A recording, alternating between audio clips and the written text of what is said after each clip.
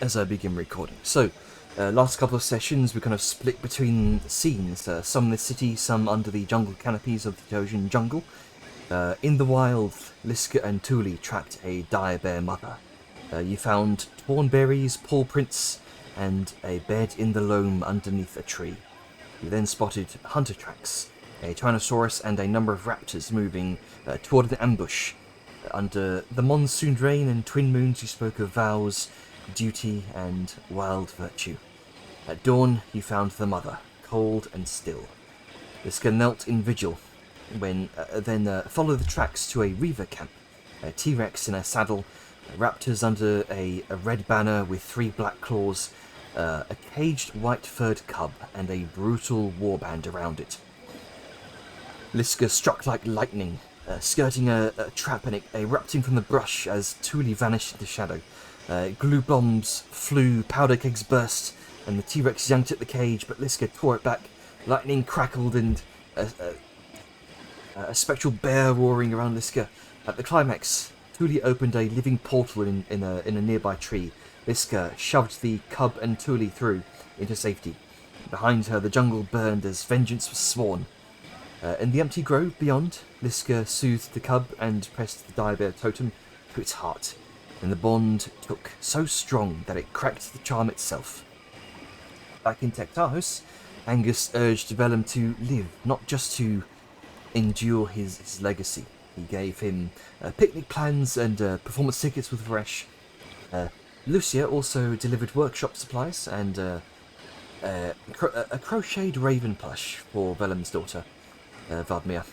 In Rao's garden, Raugul trained Etheria in stealth, and together they scouted Madame Zanzil's Fiddler 6, who consisted of, so far, you discover to be a golden-haired bard, a crimson-cloaked monk, two halflings with an armoured bear, one a ranger, one a slick knife juggler, rogue. Presumably there was also a one-eyed dwarf somewhere in their ranks, but you've not found him yet. Dejar fed the crystal egg Aurea with magic and placed the night dragon egg under starlight. You then visited the Temple of Life, where Kaelin Galadinil, Varys' mother, offered to help craft dream incense to help reach Vadmir. Meanwhile, Vellum finished a prototype of a rune gold bejeweled elemental threaded ambrosian silk. He tested it with Saoyun and fitted it on Varesh, ready for her to show off at the Ring of Claws. But after Vellum delivered fresh sheets to Vadmir, a cry rose from the tower. Vellum rushed up to see Varesh knelt over Vadmir, dabbing her head with cold water as the young satyr was shaking and burning with fever. The worst you've seen her yet. But making your way back towards the estate, we come to Liska. Currently, small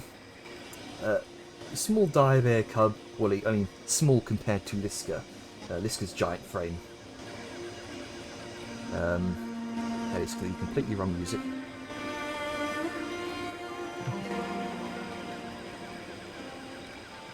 There we go.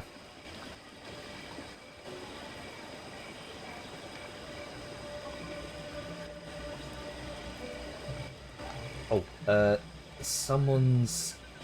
It looks like... Hang on. Okay, so coming back to Liska, the small dire bear cub sort of swaddled in your arms, and you start to hear it cough and retch.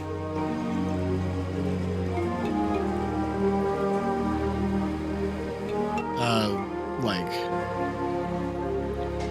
it's trying to throw up, kind of retch. Yes. Liska's going to kind of hold it up, like so it's lying on her palm, and then gently hit its back.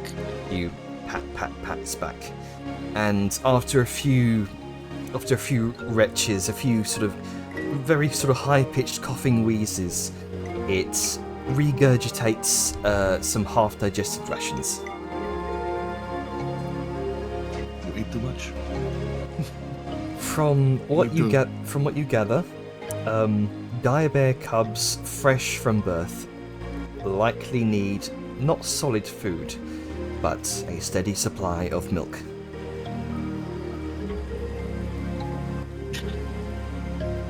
Come on, we're all thinking of the obvious joke. No, Yeah. no, no, no. Liska knows someone who is very, No. a very steady source of milk. No, no. Not going down that route. You did this to yourself. You did.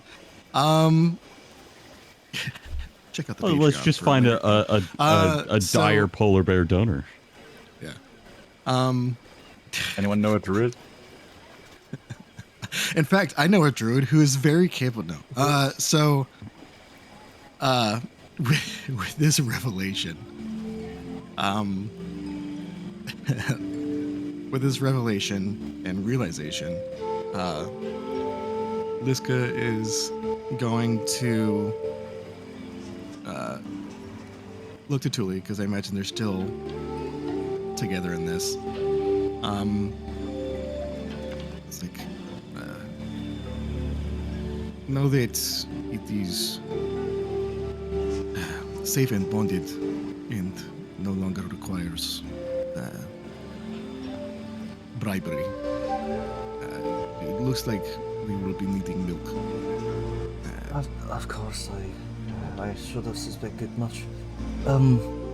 Well, considering that we will likely not be finding another dire bear soon, especially not another mother,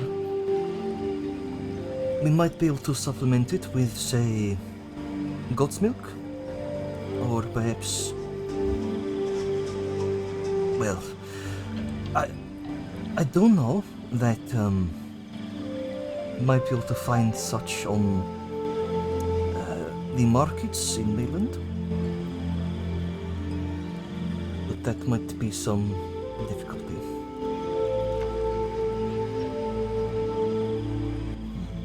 It is likely going to need a big supply of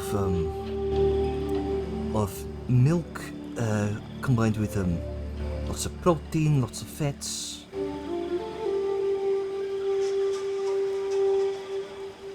Liska's just gonna.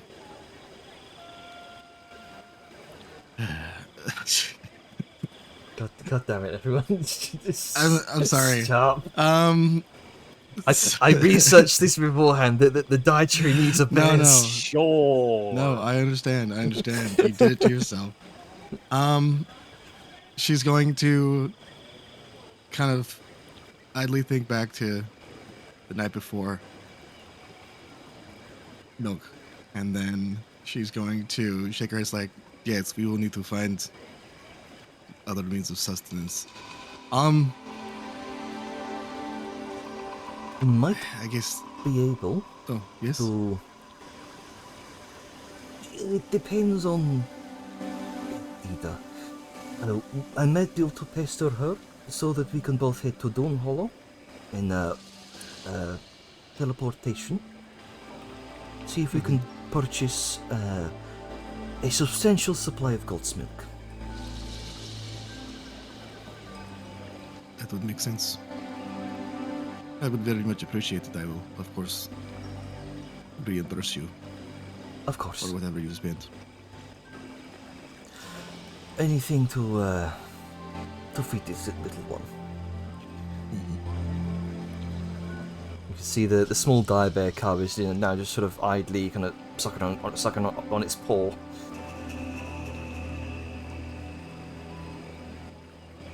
It's just gonna, cradle, hold it, lots of petting.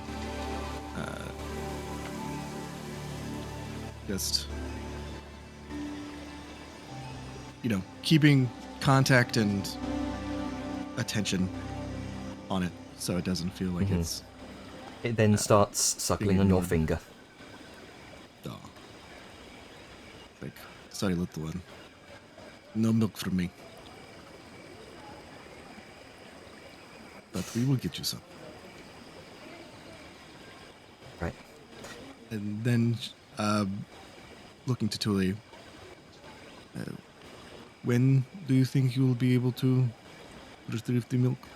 As soon as I might be able to convince Sita. Okay.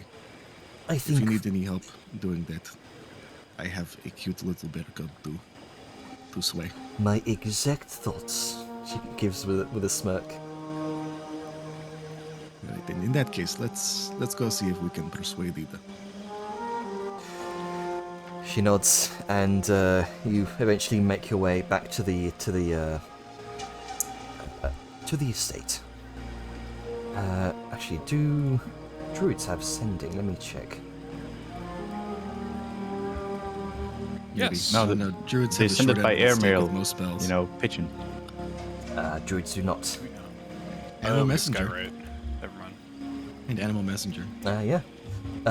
Tuli's going to look around for a moment, see if she can find anything suitable for, say, animal messenger, and eventually, with her very high perception, she does manage to find a small,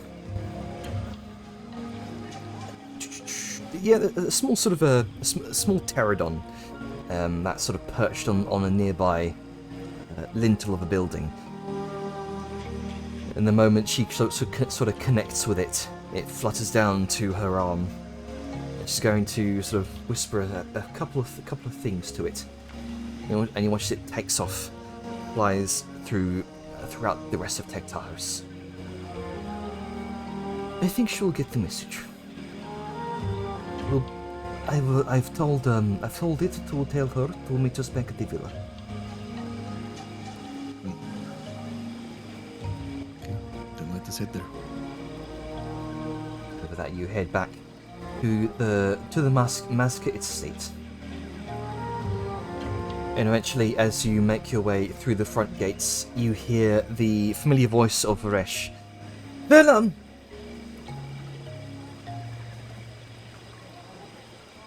And you can, emanating sounds from like him. from the top of the tower. Did he do something stupid again? Wow. Is she calling out to him? She's calling Or is out. he not here? She's calling out to Velum. I believe, as we left off last time, Velum had rushed into the tower, where you now Yeah. see. Let me get my notes up here. I mean, Yes, you see Vadmir there, sort of tossing and turning in the bed, eyes clenched shut, eyes darting beneath her eyelids, just sweating buckets.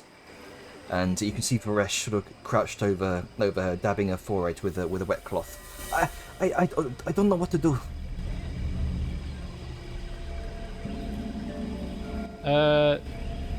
question. What's Etherea's? Because assumably Etherea's here and been looking after Vladimir, and this just happened. So what's Etherea's take on what's going on, and what is she doing? What time of the day? What's happening? Because she's been out scouting with Rao. It is and wouldn't oh, be has she coming been back out till the all end today? of the day. It is currently midday. She's out scouting, Oh, I thought that was yesterday. My bad. wasn't it? Wasn't it the same day? Or is it the next day? This is the day Janner, before can- the competition. Yeah, currently it's the Jenner, day. can you clarify? Let's see Is this here. the same day she went scouting out with Rao on last session? Does it happen on the same day? I think. Or did we go tonight? I think this would have been the 28th. Currently it's the 29th. So this is next day. Yes. Okay, so she's done with her scouting. And I don't think we said we were going to go out and scout try and find the last dwarf. We didn't decide on that, so yeah, she'd be around. She'd be there as typical. And you see Liska kind of entering the front gates. Dejar also comes back soon after. She's just been out as well. Yeah, with her her mother-in-law, actually. Art check. Art Sorry, I got check. distracted. Art check. art. It's because you didn't put my my general artisanal's tool, which is my all-purpose tool thing, with a full name. It just says art. This is just an art check. Okay, She's very artistic. It's Boo. That wasn't a joke. I was talking like actual art. Vladimir gets disadvantage for that, you know. No, I wasn't making a joke. I just said she's very artistically inclined. Y'all are the one who made that joke. Anyway, so Vellum will look to Etheria because she's usually the sort of expert on these things. Not to put too much of a sudden pressure on you, Monsieur Bon. Just want to sort of get a full picture of what everyone's doing. So I guess Janner, describe a little bit for me because I wasn't there at that section. What's started happening? What's going on with her? You began to see her sort of toss and turn in her bed.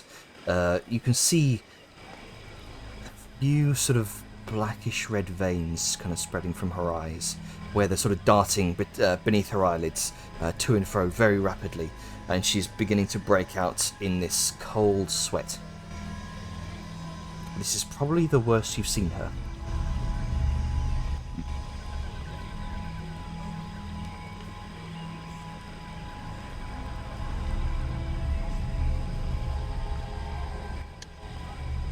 Ah, man. Well,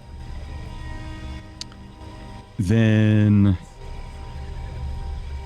I have a slight thought.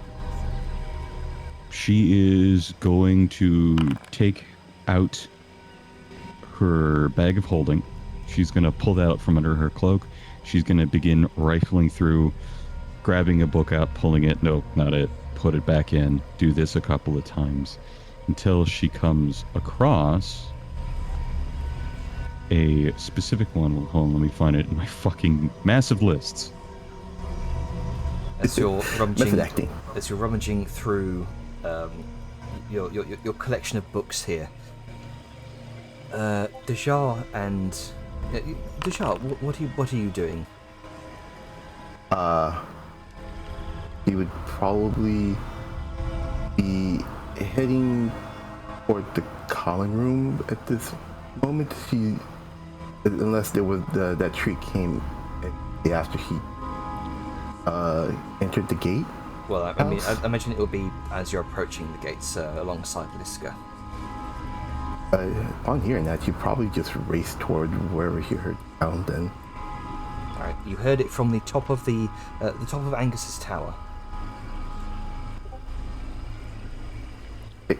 He's straight there. Yeah, that is Alright. something. What case? When it was initially happening, I didn't know whether it sounded panicked or not. Would it be noticeably panicked? Yes. Okay. In that case, Liska wouldn't make the quip about Vellum doing something stupid. She'd probably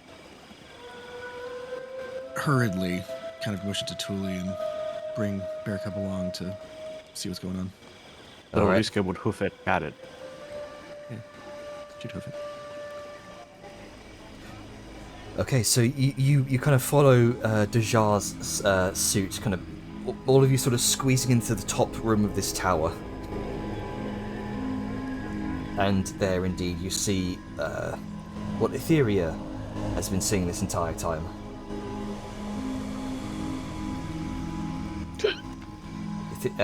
Have you found the book, Atlas? Yes, the two that she was specifically referencing, that she has out and is flipped open to a couple of different pages here. The first,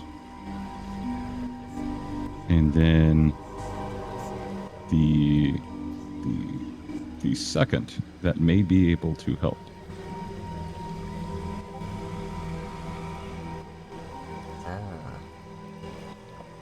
So she's been reading these books, the ones all from her sister's nightmare fucking library, which has probably been very useful for understanding what is going on to Vadima. And the ones she's picked out here that would be useful now that the child isn't as much of a child, and in her dreams, she's starting to become more of an aware adult. She's probably reaching the mental age in these points where she can be aware of herself as a self and begin to contemplate these things. See beyond the literal and see what is the metaphor, the meaning behind a reflection, right? So now that she's ready for that, she has this, and she is going to take out one of her little grooming mirrors, right, and have that at the ready. And don't we have some like incense or something that was special for dreaming? Funny enough, you would ask for that. That's what I specifically just made. I knew it. And she'll perfectly done, by the way, Spice. Yeah, She'll turn to you. I had an Did you communicate that with her? As soon as she comes in and she's looking at the books, she'll look over Siri's shoulder and then mention she has just created the incense. When you speak Satyr, because these are probably in Satyr, because they were written by her Satyr sister. Oh, she can speak it.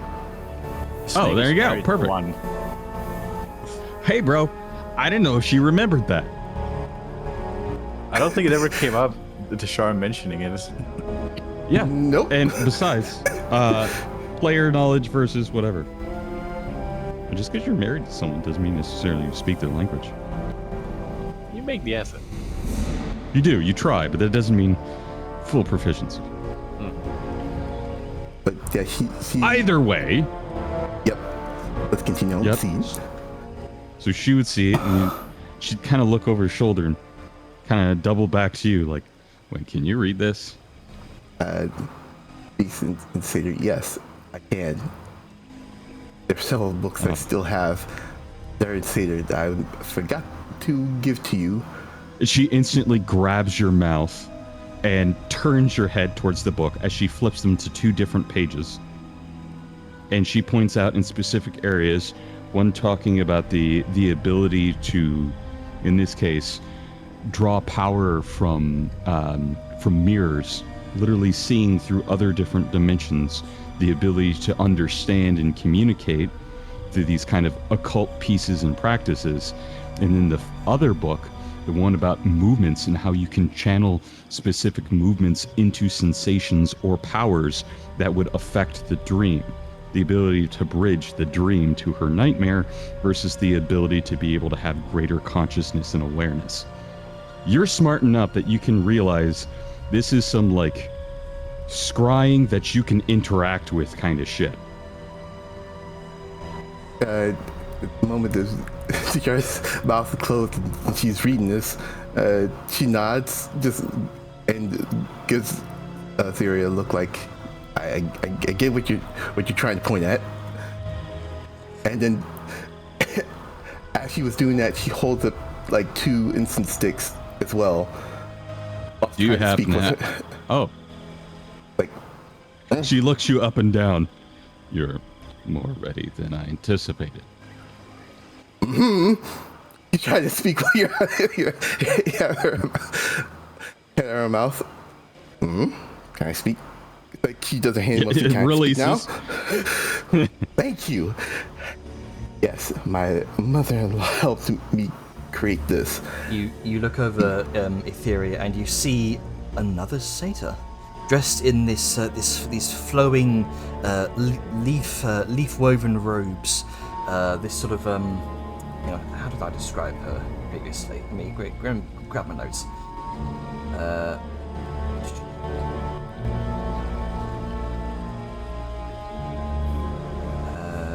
There we go. Temple of Life. Yeah, it's a fiery hued fur, sort of sunburst streaks of white and blue. These her hair is sort of streaked with silver and braided with leaves, beads, and various charms that kind of sways as she leans forward. And she gives you she gives you a quiet wave. I am Kaelin. Sorry we should meet like this. She's gonna turn back to you, Dejar. She's gonna turn back to what you just said is your mother-in-law, and back to you.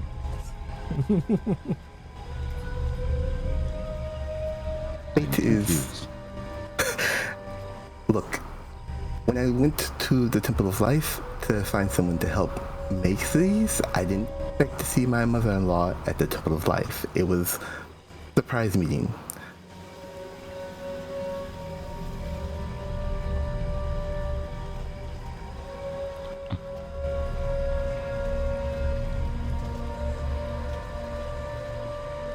Case in point, she did help. She just The prep. she just looks at what she is assuming to be an autumn-born satyr, and then looks at the incense sticks. Fortuitous. Indeed. All right.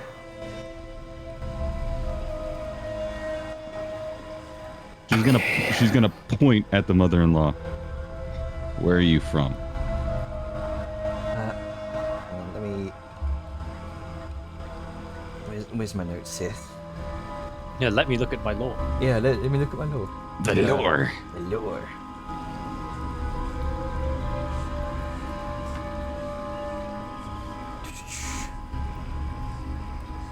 I'm gonna help you out here, Jenner. Ebenwood.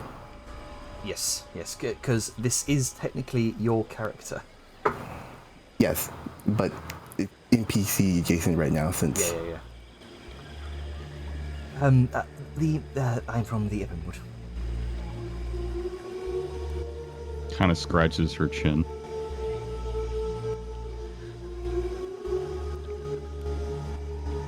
All right. So you're at least then familiar with most all of the tribes of the cycles. Most of them, yes. Well, gestures to the tossing and turning child. She's from the Ebenwood as well. Or nearby. If I remember correctly, her tribe was from that area, Jenner. Yes. I'm not, Which one? One that isn't around anymore. Oh, no. That would be the Tavani tribe. Snaps her fingers and points. So the specifics will be a little off, but it will be close enough. Can you dance? If I were to contact her within her nightmare. Dujar's told me about what afflicts the young one here, withering sleep. I wish that I could help, but she doesn't have the same attachment to me as she would to you, I imagine. And she's just kind of look at her and look down. I don't think she has ever seen another satyr other than me. Then I believe that this would be your journey to take us. She kind of gestures around to you and anyone else currently present here who might be of use. I was able to help Dejar here with crafting something that would enable more than just a satyr or anyone who is capable of dreamwalking to enter the dream. But beyond that, that is all my role is here. I wish I could help more. But she needs familiar attachments.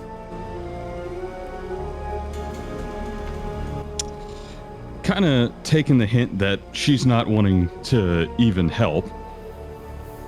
She sort of leans back away from her. Very much a body language type thing. It is more than likely that from what you already know from Withering Sleeps, is that she is, without the familiar attachment that Vadmir would feel towards, say, you, or Dejar, or Vellum, there is little that she can do to possibly help. It's not. It is less a matter of willpower and more. What is effective? Yeah. I get that. She was going to suggest something that was very much her, like, very much Etheria doing something. Oh, yeah, sure. And then Mama over here helping. Mm-hmm. However, with that answer, she's no longer going to suggest that. She was about to after saying, hey, you're the only other satyr. But she's going to drop that ball there now. And Etheria will remember that. And instead, she's going to go back to doing her own things on her own. And saying, all right. I get how that goes. Some things never change. And she's going to grab the incenses and strike the little match, light them up. And she will... I don't know if there's anything Druidcraft to do nearby, but there's a couple of the little dream flowers that she has. So she'll, in a sort of ceremonial, decorative way, lay some flowers out around her. And she will take out her little wooden ocarina that she had played with Etheria and Vadima when they were up in the trees and having their initial adventures.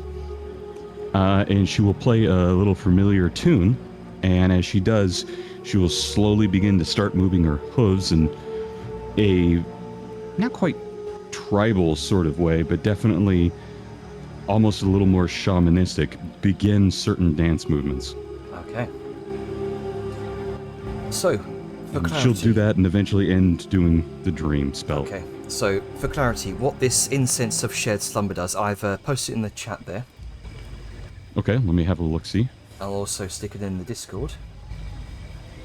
Also, if anybody wants to jump in, say, or do anything, feel free. I'm just kind of going with it. Quick question after you. I didn't want to interrupt what you were doing. With the mirror, did you want Dejar to help with, like, while you're in the dream, or help in the dream? What do you want Dejar to do? Now this is from my understanding from a single paragraph. Use of mirrors for divination, self-reflection, and extraplanar communication. Maybe you would be able to use that as a wizard that can divine. You can use it similar to like a focus, and it might be a way to either inject the mirror into her dream and help facilitate mirror or mirror-like things. Hey, here's a shiny puddle where you can see yourself. When you look in it, it's the current you, not the child you. You know, or things, creative thoughts like that. Or you could use it as a literal focus for maybe you and Dad to look through. We don't have a lot to go off of, so this is...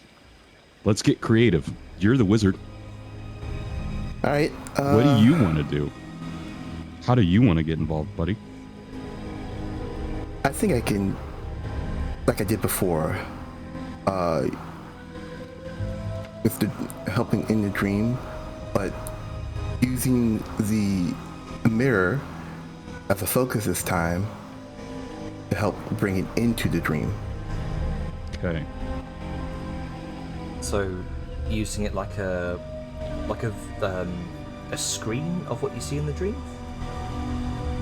Essentially, yes. Okay, so everyone will be able to see like what's currently happening within the dream itself. Yes. Okay, I see. So that's what you want to do, yeah? Yeah.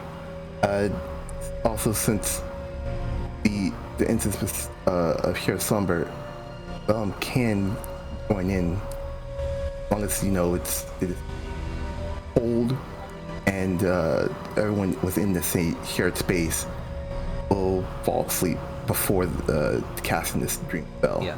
Just what this incense of shared slumber does is anyone casting the dream spell, anyone who sort of inhales the smoke of the incense will also be able to go into the dream as if you had casted the dream spell yourself.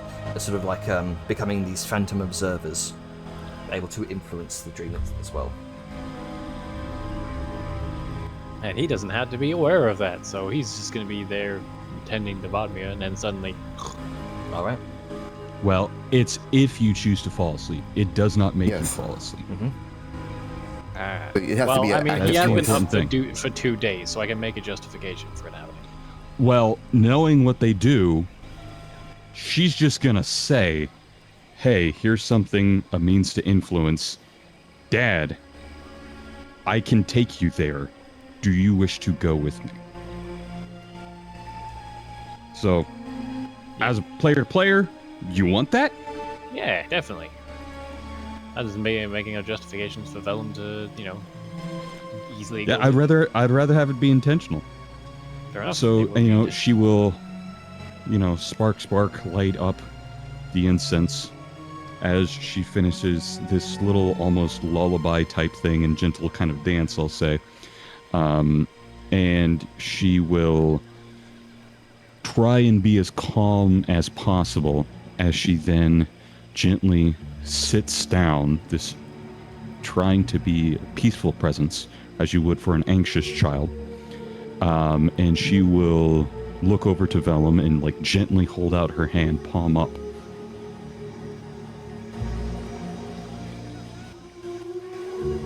Don't be shy now. She's obviously gesturing for you to come over. Yeah, he sort of very carefully shifts, because this whole time he's sort of been half cradling Bodmir a bit, so he shifts himself in the gentlest way he can manage. Still sort of holding her in some regard, but being within arm's reach. Okay. Alright. So,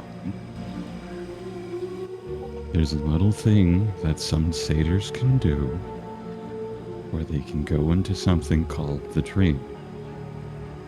It's where they guide lost souls away from a nightmare or help them further down their path. You get to be an observer. You get to influence. You become part of their dream. Maybe as yourself, maybe as a representation of what they see you. You might think yourself the lion of the desert, but in their dream, when they think of you, you're just a little orange cat. Bear that in mind. But with this, as she gestures to the incense and the smoke, I could bring you into that dream with me. Do you want to be there and help your... Yes. All I needed to hear. And with that, she casts Dream. Okay. And once that happens, you instantly enter a trance and then become unconscious. Sorry, say Assuming you're willing. Sorry, did Ducky want to say something there? All I'm picturing is Vellum doing the Gmod ragdoll moment from standing into just... Yeah. I mean, yeah, in chat I said, Liska just stands there and watches everybody pass the fuck out. Just like, A room full of unconscious people like, well, shit. it's like, well, I guess I'll just stay here and watch everybody's bodies. You just see Dejar just there holding the mirror, just observing whatever transpires here.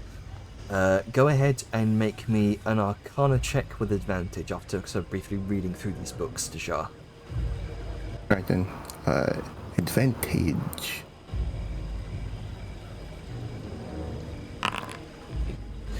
18. All right. Oh wait, that's nope. Yeah, that's my athletics. Yeah, that's. I don't know why so, it did. So it's 19 plus your Arcana modifier. Plus 14. Oh, No Gonna issue. flex What did your it- way into this. Why did it take negative? Oh, athletics. Because athletics for some reason. Because I hit. It's an A word. It's close enough for me. So 32. You watch as Yeah. the both of them fall asleep, eyes fluttering shut as they both enter a trance. You feel that surge of connection. You've previously entered the dream before using your own dream spell, but here you feel that connection lock on. As a cold darkness surges through your fingers, through the hand mirror that you use for scrying, until darkness takes the reflection. A small crack begins to form across the mirrored surface, but you've established that connection.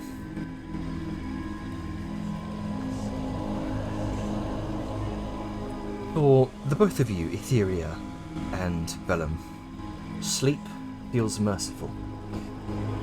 You drift upon quiet currents of dreamlight, the soil beneath your phantom feet, drumming with the pulse of unseen roots. The forest glade unfolds in silver twilight, dew beading on fern fronds, motes of pale radiance rising like fireflies caught between heartbeats. Another knot of memory to gently unravel, another echo of innocence preserved. Vardmir lies ahead, her sleeping self shaped as a child.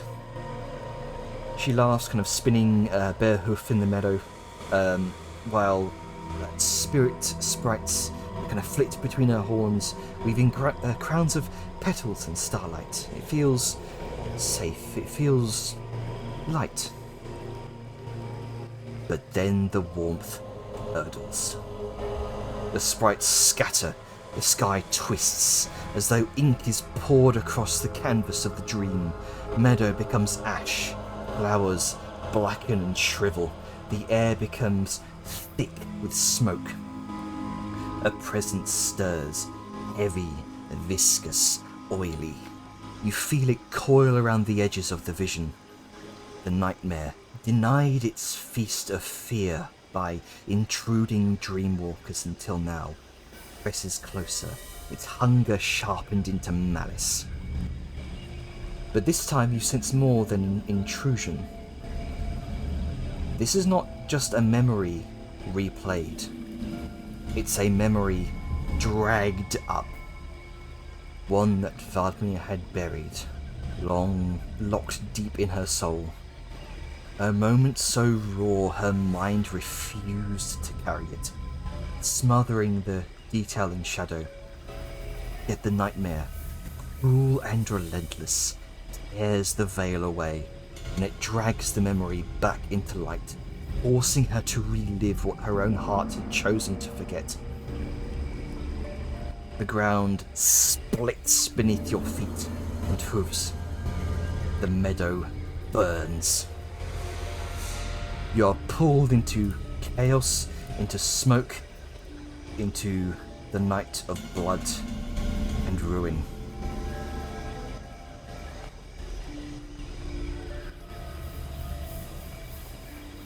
You land in the heart of a village aflame. The woven halls of the Tavani collapse in showers of smoke. The village of Verda is in ruins. The reed-thatched roofs vanishing into cinders, satyrs scatter through the square, some bearing weapons, others clutching children who scream as the air chokes them. Bodies lie strewn across the roots, some bloodied, some already burning, satyr and goblin alike.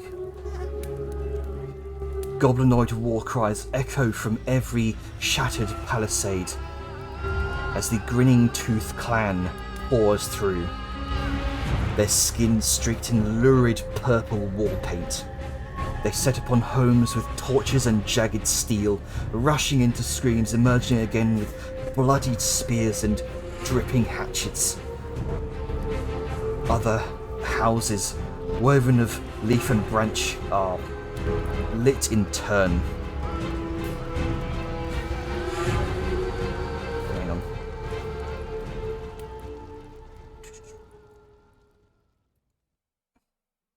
There we go.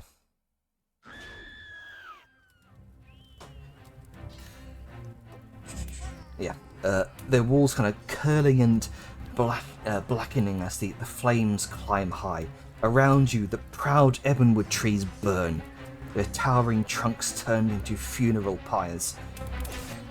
And in the midst of this carnage, a child, small, soot-streaked Vladimir, scarcely the equivalent of 10 years old, crouches behind a splintered cart. She trembles, ash clinging to her hair, silver motes glowing faintly in her eyes as they reflect the inferno. Her voice cracks as she sobs for her mother, her father, words lost beneath the roar of fire. Above the canopy, the sky itself is torn open by war. Two titans collide, their roars splitting the heavens, their wings whipping the flames below into quivering waves of heat. An emerald-scaled dragon, vast as the glade itself, her wings veined with curled leaves now catching fire at their edges. He lashes with fangs like scythes, striking desperately at her foe. An ancient green dragon, vast, venom dripping from its maw, its talons locked with the wardens. Together they tumble through the treetops, each impact shattering branches, gouging furrows in the soil. The warden bleeds, ragged claw marks scoring her chest and wings. Her roars are laced with fury, but also pain. And each time they strike the earth, the village shakes.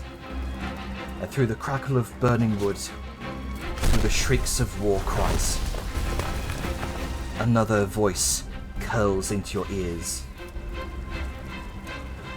Not a sound, but a pressure, a thought, forced into your marrow. This is the truth. He was abandoned. He was nothing. He survived.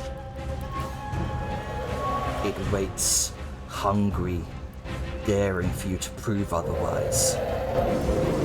The dream tightens, smoke rolls low, curling beneath the cart where Wagner crouches. Her sobs pick up into silence as a shadow passes across the ground. As two goblins peel away from the raiding mob, lean, painted in streaks of purple across their faces. One drags a hooked spear along the dirt, sending sparks where it strikes stone. The other licks soot from a jagged dagger, their voices chattering goblin, cool and giddy, as they stalk towards the cart, step by step. Vladimir presses a hand to her mouth, silver motes in her eyes trembling. Her breath is quick, shallow. She is seconds from being discovered. The nightmare swells in the firelight, eager. Let her be found. Let her remain. This is your chance. Question. Yes. How are we manifest currently? How would you like to manifest? That's tricky, because doing my whole daylight thing from last time doesn't really work when the skies are filled with smog and the streets are filled with light. Not if you're the literal light that cuts through the darkness as Dad. True, but it's a lot harder to pull off with the environmental factors. Come back to me, I'm gonna have a think. How else is everyone else manifesting? Manifest goblins. More goblins. More goblins, that could make Be like, it's okay, we'll help. We're good And goblins. you're talking about a large green dragon that was here? Correct. A large, Can you... ancient green dragon, currently fighting with the warden.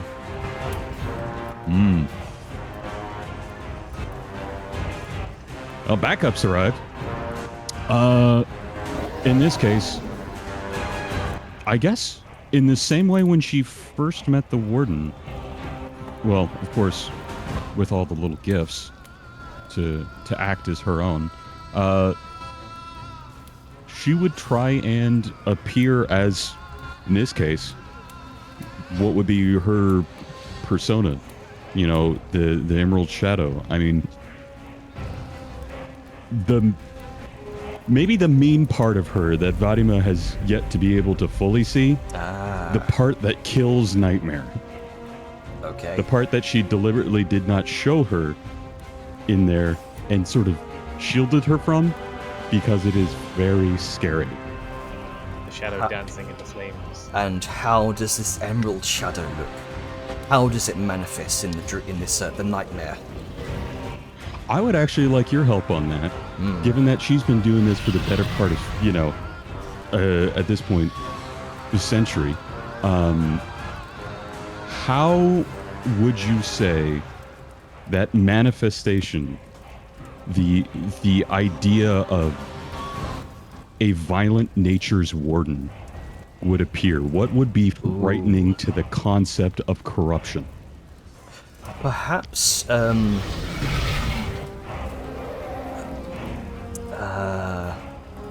you know what? Perhaps like, you know, say in Warhammer, the Wood Elves, those large sort of branching treants, sort of take on this sort of this emerald brambled shadow, if you will. You know, maybe like medium-sized but quick, nimble, deadly. Throw in pink leaves and you got a deal. Hell yeah. Like literally from the Casmian Vale, like one of those kind of things. Works for me. I've figured myself out. Oh yeah? I'm going to take a very interesting direction with it. The sun Please. is not just light, it is heat. So I will manifest as divine fire, intermingling with the destructive force. Okay. Sort of creating a bit of a different... Okay, so my thinking is, Vadmir fears the flames at the moment and the goblins. They are the two main factors. So if I take one of the larger, more prominently visual factors and disarm it of that fear a little bit by being a positive force of flame, then Or becomes that the can help sacred flame. dissuade the fear. Okay. Well, and also it gives me more freedom of movement because there's fire fucking everywhere. Oh yeah. Become one with the flame. So, you currently, Tajar, you are outside the dream holding the mirror. Everyone can see this now. What's currently happening in her nightmare.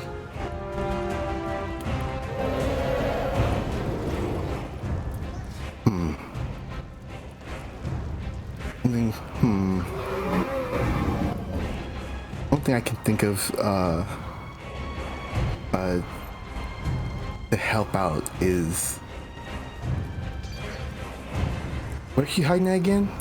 He's hiding Under a underneath cart? an overturned cart. You can see, or rather, she can hear from your guys' perspective. A number of goblins are approaching the cart, and she's about to be discovered. I have a plan, but I'll let you go first. Is there anything close to the cart? You can see a number of bodies. You can see wooden rubble, discarded spears, a number of sort of rudimentary goblin arms.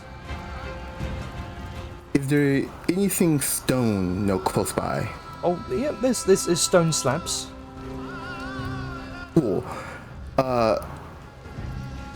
With a flick of her hand, she's going to use some of her magic to influence the stone, changing it into an elemental of stone.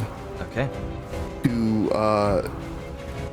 To try and get the goblin's attention away from the cart. Okay. So that. Oh. I think the thing, but made of entirely sharpened crystal. Oh, okay. So that'd be your plan. Etheria and Vellum, what's your plan?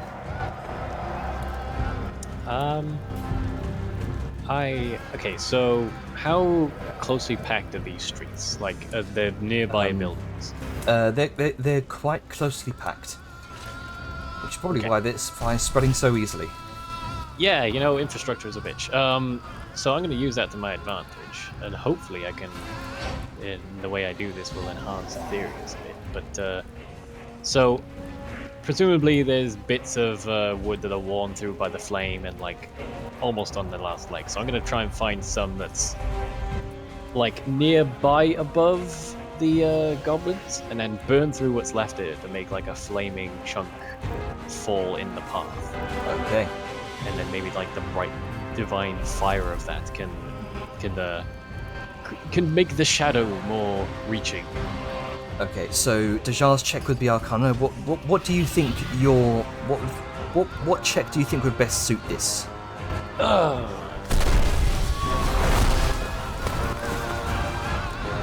a good question.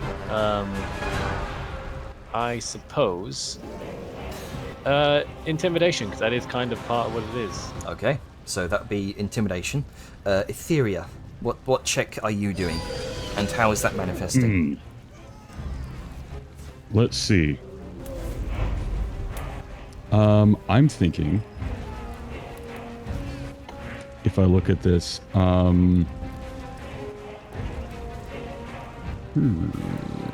she's manifesting right now. It's like this treant thing, right?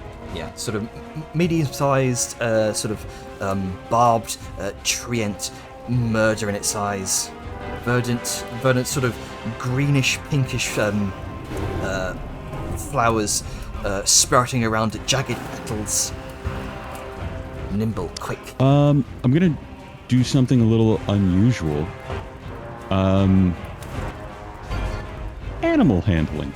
And how's that manifesting? Well, the warden's here, right? Yep. And the place is being swarmed by a bunch of little goblins. Could I do an animal handling to, like, manifest it being swarmed by a bunch of little drakes? Just sort of... Okay. I mean, if the green dragon has a bunch of minions, why doesn't the emerald one? I see your reasoning. Sure. Okay, so... Okay. One at a time. Etheria, roll animal handling check. Huzzah! 22. Ooh, nice. Vellum, roll your intimidation. Dajar, Arcana check. 30. So, Man, I'm glad I got you guys for the heavy lifting. 2 out of God. 2 out of 3 succeeded. So this is a success. You each manifest yourselves in this moment as this crystalline earth golem begins to rise from the earth, as Valdmir seems to remember at some point a satyr druid conjuring some sort of elemental to fight back against the goblinoid hordes. And it's at that moment, piercing through the flames, jumping out at a number of these goblins, a pack of emerald-scaled drakes pounce into the courtyard and begin tearing, ripping, shredding, goblin blood scattering, limbs flying. It's this vengeful aspect as another group of goblins attempts to barrel down the courtyard, attempting to reinforce their fellow compatriots. Part of one of these grown buildings begins to surge, not with the orange destructive fire of death, but the golden fire of light and fury, as part of the entire building collapses onto them, sealing off that area from goblin incursion entirely. A number of the goblins that are about to approach the cart pause, kind of head snapping towards that. Excuse me. Towards the area. They kind of slink away, terrified, weapons raised, as they attempt to do battle with the drakes. And it's that moment Vladimir seizes the moment as she kind of slips out from beneath the cart, sprints into the smoke, silver motes flashing in her tears. Ahead, the blurred figures of her parents fighting desperately, still alive. The dream remembers her as quick, lucky, and watched over. Vladimir runs, bare hooves kind of plodding against the soil slick with blood and ash. The world around her is this blur of fire and teeth. Haters cut down in the streets, goblins dragging bodies into the dirt, spears punching through woven walls as homes collapse in themselves. A raider's hand nearly snatches her from the smoke, but she slips past, a streak of violet fur vanishing into the inferno. Her lungs burn with every step, each breath filled with cinders. The nightmare rides her heels, amplifying every scream, every dying scream past her until they're deafening. Until they're deafening. She stumbles into the clearing where her family's house once stood, but there is no longer a home, just a pyre. The roof is half collapsed, walls writhing with fire. Inside, silhouetted against the glow, parents struggle desperately. Elion hammers his shoulder against a fallen beam, while Nysera hacks at a tangle of burning roots that bars their way out. Their voices are hoarse with smoke, calling her name, urging her to run, but she cannot move. The nightmare coils tighter and whispers, "See them suffer, see them fall." The flames surge higher, embers bursting in violet shadows. The air is so hot it can almost blister the skin as she sees her father's grey mane whip as he stumbles, her mother's fur alight at the hem, both refusing to yield at the house's collapse inch by inch around them. To the child, it is horror made infinite. Her family about to die in fire, powerless to stop it. The dream flickers close to breaking as the nightmare pushes the memory toward despair. Something stirs. A silver mote in her eye that flares, bright against the choking dark. The air whips faintly around her palms, sparks of violet starlight flickering against the smoke. The dream shudders with the choice. Here is the moment her magic first answered. She doesn't know what she's doing, she only wills. Now's your moment to influence her, guide her magic, steady her courage, help her free her parents before the house collapses.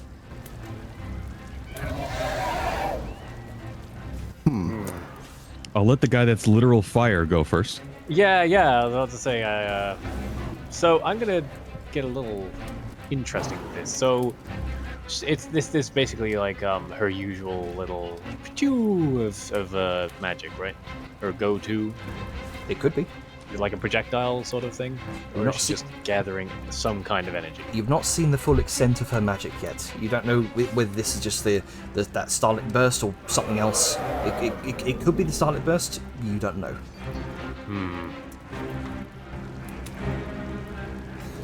That's tricky because okay, let me think. Because it's hard because you can't change the memory of their death because it happened. So But is this how they die? that's the thing. And also, like, this could just be the poignant part could not be the death is how her magic forms and if it has a positive effect. This will be how she remembers her magic.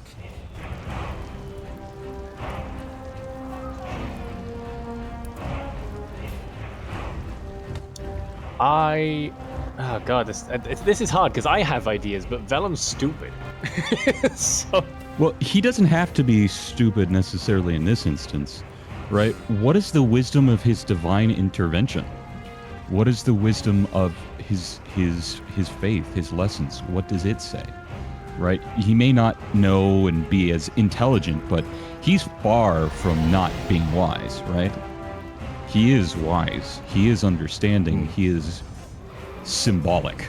He understands these things. So hold on. It's at this moment, Lucia, while you may not be present here for Vadmir's nightmare, there is part of you that is. The rest of you out in the waking world see Vadmir clutch tightly to that small raven plush next to her. Lucia, how does this raven plush manifest? Oh fuck, I forgot this was a thing. How does this connection, this comforting connection, manifest? So, whereabouts is this placed? Is this like in the midst of the fighting, in the midst of the inferno? Oh, fighting is all around. This is Vadmir's currently burning down house. Her parents are trapped inside, and she's trying to use some sort of innate magic to help them out. The goal here is to guide how she will view her own magic.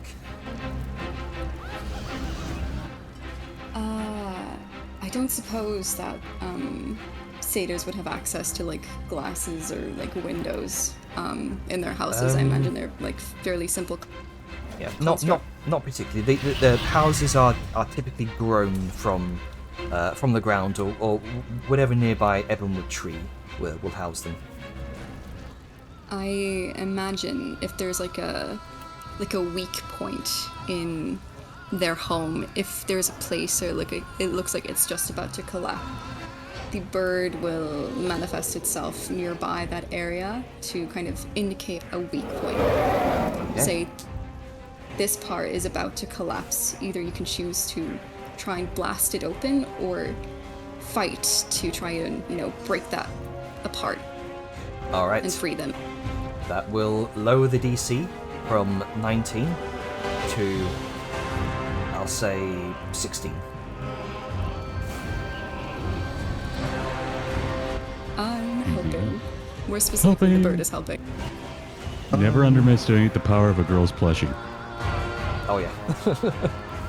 As this sort of black feathered raven perches on top of the nearby building, somehow completely unfazed by the fire, or even unharmed by it. The both of you manifesting in the dream see this. And Dejar, you also see this through the mirror. Okay. I have something I want to do, but I'm gonna wait till after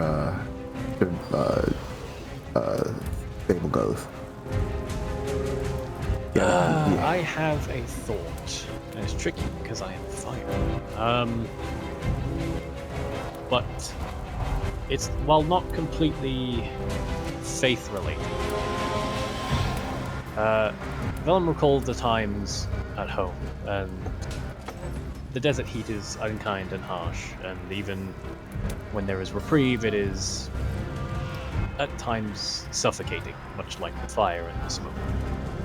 And one of the fondest memories he has is standing at the edge of town, gazing out in the dunes.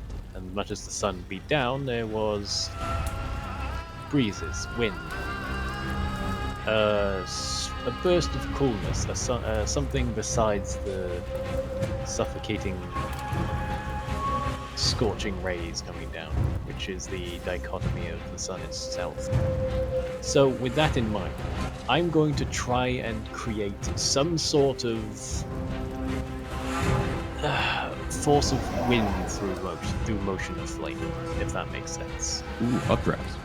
Yeah, updrafts. That's I was trying to remember the word for it, because the other one was backdraft or something like that. And that's backdraft very is bad. not good. Yeah, not the one you want. Not the one I want. That's the one that makes everything go boom.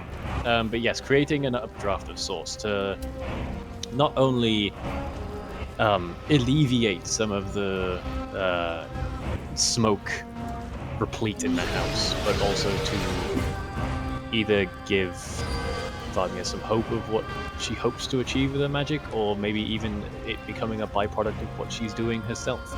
Okay. So it would clear some of the fire, and there'd be like a swirl of divine fire, and from it, there would be an updraft of wind.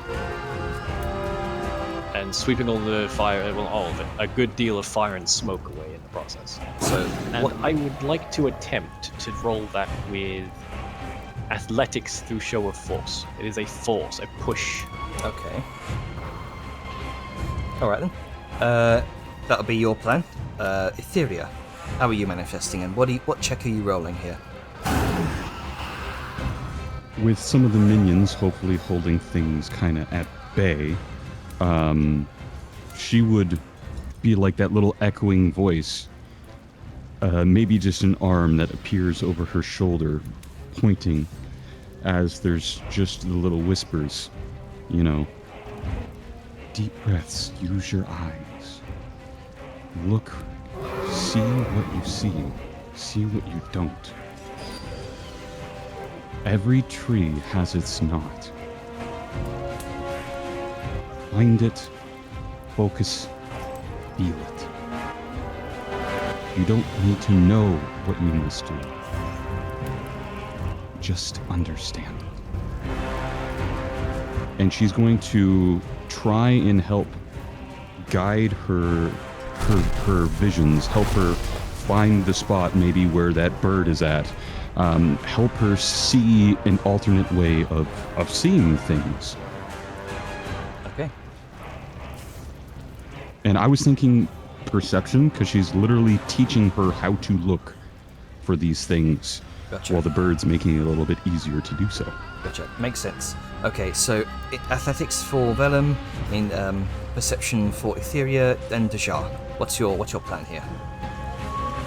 Well, still gonna go with my strongest one, but what I'm going to do here is instead of remember that you're teaching Barm at that moment of using her heart, not her head.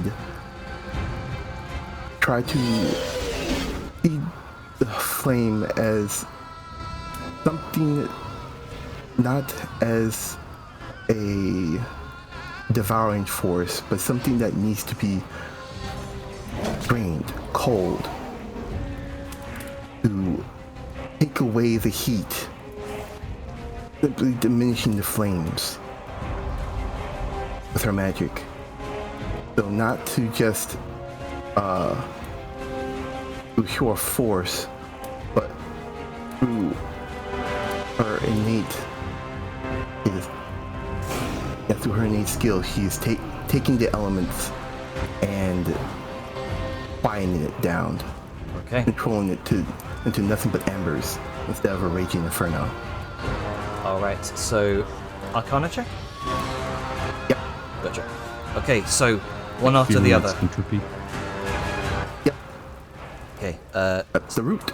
Vellum. Iro would say. Vellum, athletics. Okay, Wow. oh, 29. Okay. Good lord. That's a pass. Very nice. Etheria, make your perception check. 14. That's a Ooh. failure. Dejar, Arcana check. 30. That's a pass. Consistency, thy name is Dejar. In that moment, Sorry, fellas. No, Rolled a 5. You helped carry last time, so all things in balance. 2 out of 3 successes. That's a pass.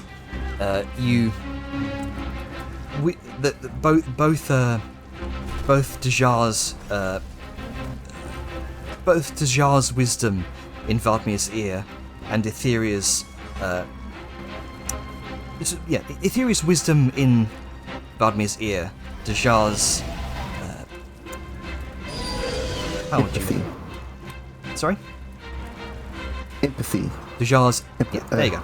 Dejar's empathy in Vladmir's other ear.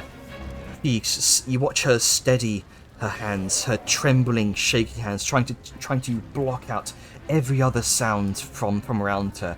All of the shrieks, the just the dying around her, the cries of the dragons above, some slamming into the earth some distance away. It's at that moment that Dejar's empathy seems to cut through more than Vadmir's Etheria's wisdom here, and it's at that moment as the updraft gusts through the house, it clears the smoke for just enough to see that weak spot as the crow disembarks. Vadmir sees it, and in that moment, she wrenches her hand and pulls for a moment, pulling through the air. You watch as the house collapses, not in the way that crushes the parents. It dislodges a number of the sort of grown wooden beams that have been blocking their way. She hurls her will forward. The dream bends. The burning beam lifts, suspended by that unseen force, long enough for Elion to drag Nysera free. They collapse into the dirt, coughing, but they're alive. The burns are shallow, their movement still strong. The dream remembers. Vadmir saved them. Her first magic was not a curse, but deliverance.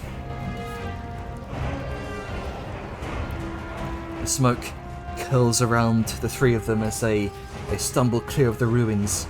Elion drops the broken beam from his shoulder, coughing hard while Nysera steadies him with one arm, even though she presses her scorched side. And there, amidst the ire, the fire and the ash, they find their daughter. Vadmir.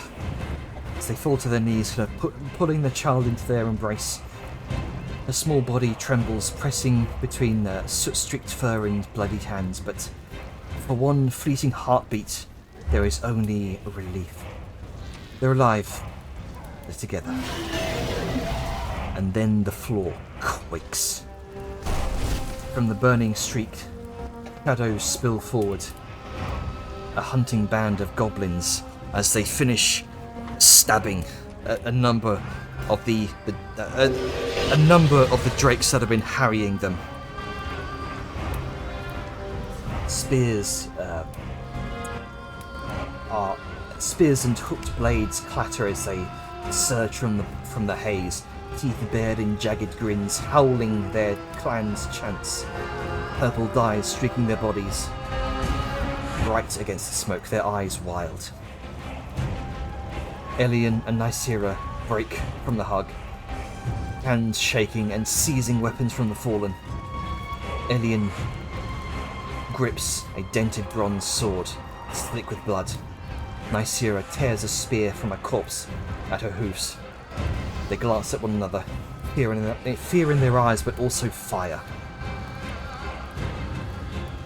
They stand between their daughter and the horde. The nightmare coils as it whispers. Let her watch them fall. Elion and Nysera move as one. Despite burns, blood and weariness, they plant their hooves firm in the dirt.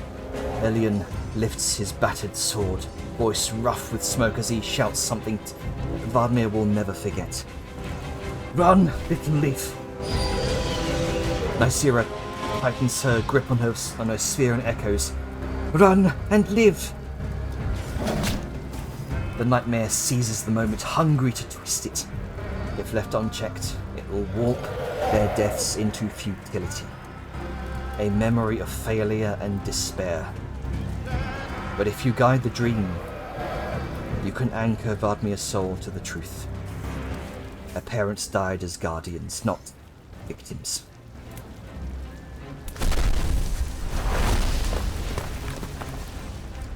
What's the plan? I'll let somebody else take the lead on this one, since I did last time. I have thoughts. Spice, would you like to take the lead on this?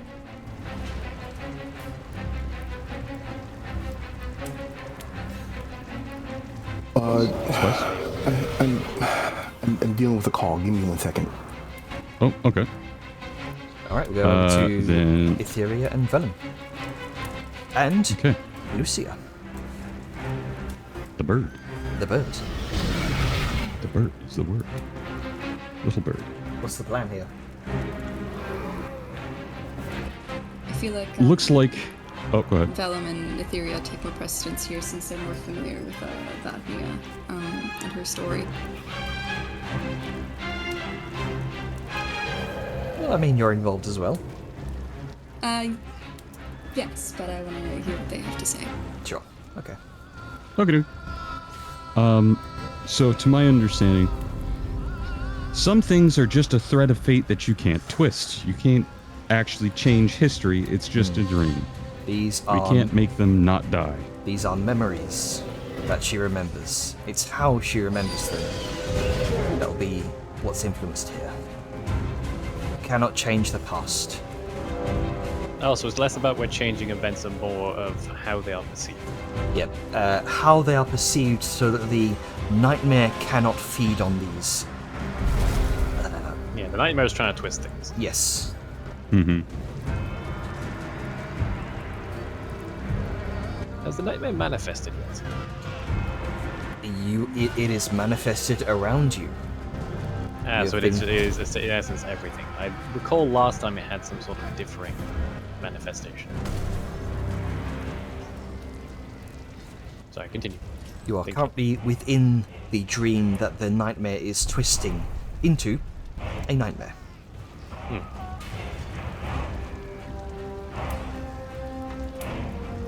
Any thoughts there, Atlas? I've got an idea. Go for it. It involves basically emotional awareness and running away.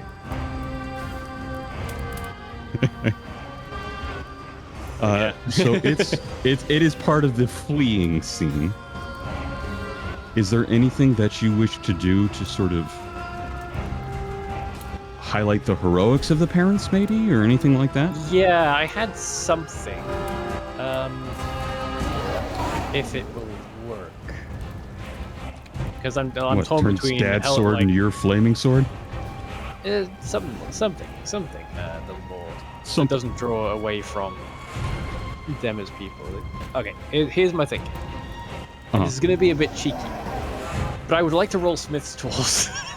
Okay. Okay. Oh. My thinking is the goblins are using weapons, and those weapons are probably shit.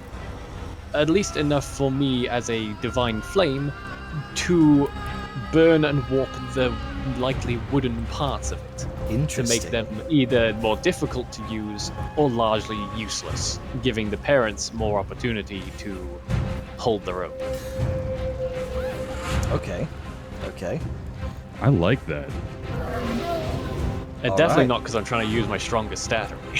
Hey, I mean, you guys are trying to use the strongest stats. That's why I've made the DCs very high here. Well, that's what I'm going to try and do then. Just sort of affecting the offensive power of the attackers, so that defenders have a stronger chance. Okay then. So that's your plan. Your plan, Etheria, involves when she runs away. Yes. And how would that manifest, and what check are you looking to do? You can feel the nightmare is pressing hard here. Very hard. I'm not sure how this would exactly work.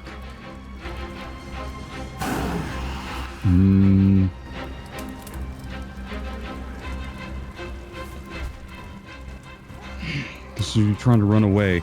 I had two thoughts. One was more magical, and the other one was just sneaking. But I've got to push you on which one to choose. Yeah. Okay. I'll convey.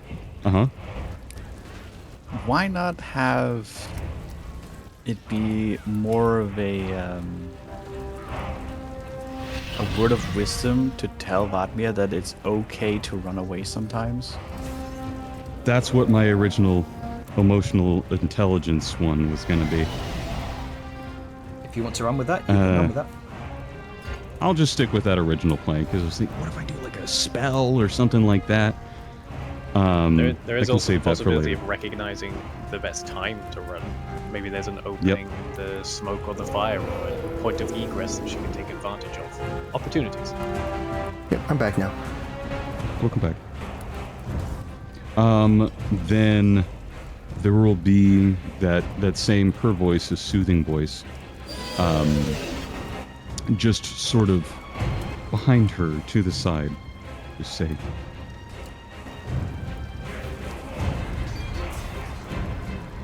how will I phrase this?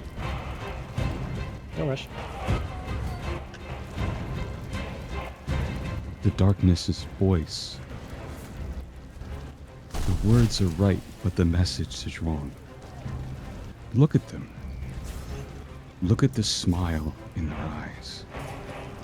The determination they have for you.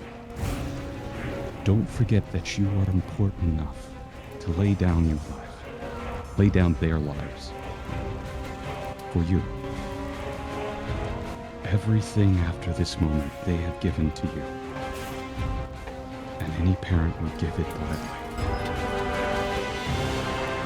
Let's not squander that. Come. Let's find a way forward. And at that point, there will be like the little gesture of like holding a hand together. Okay. And what check are you using for this? Again, kind of meta. Highest roll. I would like to be literally helping her sneak away. Okay. While her parents cause the diversion. Okay then. Gotcha.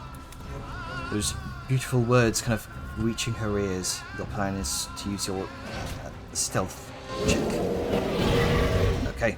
Yes. Dejar. And I think I'm going to aid either the mother or the father to close off the horde's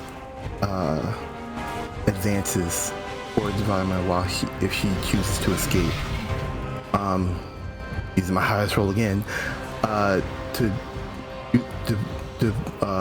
conjure up a elemental wall of either of light or something in order to stave off just long enough for she can escape. Okay.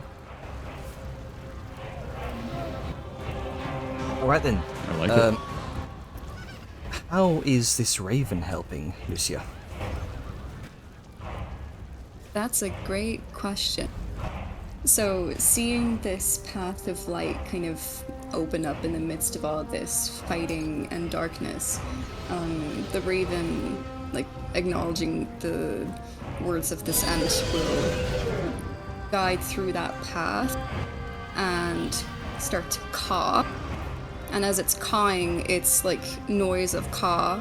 Caw will eventually morph into come, kind of urging Vadmia to go through the way forward and move on from this. So you're effectively assisting Etheria's manifestation to have her kind of sneak away. That can either be an aid to her, or it could be a persuasion roll for me. Sure, we can go with persuasion. All right, so let's hope this is good. one check at a time. Somebody set the GM. There you go. So 30 from Dejar, Nice. 24 from Lucia. Smith's tools check from you, Velen, please. I didn't roll yet. Oh, there you go. My On God. point. Oh boy! And a I'll stealth just check casually crit, you know. from Etheria. Gotta protect my little girl. My God. Oh, Nightmare ain't having her. You can fuck off. Okay.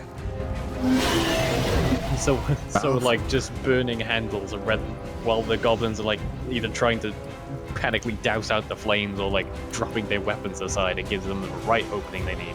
Okay, Or so use Jesus to cast heat metal. Oh wait, I'm gonna use my inspiration on this to re-roll that again. okay. Go ahead. There we go. Okay, so that turned from 2 failures and 2 successes into 3 successes. 3 out of 4 successes. This is a pass. Ooh. The DC was 25. Sorry, darling, you're right there. As the so you're melting their weapons. We'll start with Vellum. As the various goblins begin to rapidly approach the two parents here, Vardmir begins to dash away into the flames. You watch as a massive wall of not light, but a massive wall of golden flame begins to surround the 2 parents. You watch as that flame encases some of the goblins, just melting their weapons entirely. As they burn their hands, dropping their weapons, their 2 parents stand a better chance here. Vardmir bounds away. Goblins swarm, spears darting. Elian and Nysera fight like wildfire. Elian carves through 2 before a blade finds his ribs. Nysera's spear takes another, her roar shaking the line before one cuts her down. And the only thing that Vardmir sees as she runs is a golden flame encircling all of them, driving back the goblins. But still, what's happened has happened. The past cannot be changed. They die back to back, holding the horde at bay just long enough for Vardmir to stumble into the forest shadow, following the raven. A last glimpse of them is not despair, it's defiance. 2 warriors standing unbroken against the tide. The dream remembers them as heroes. Their sacrifice becomes her strength.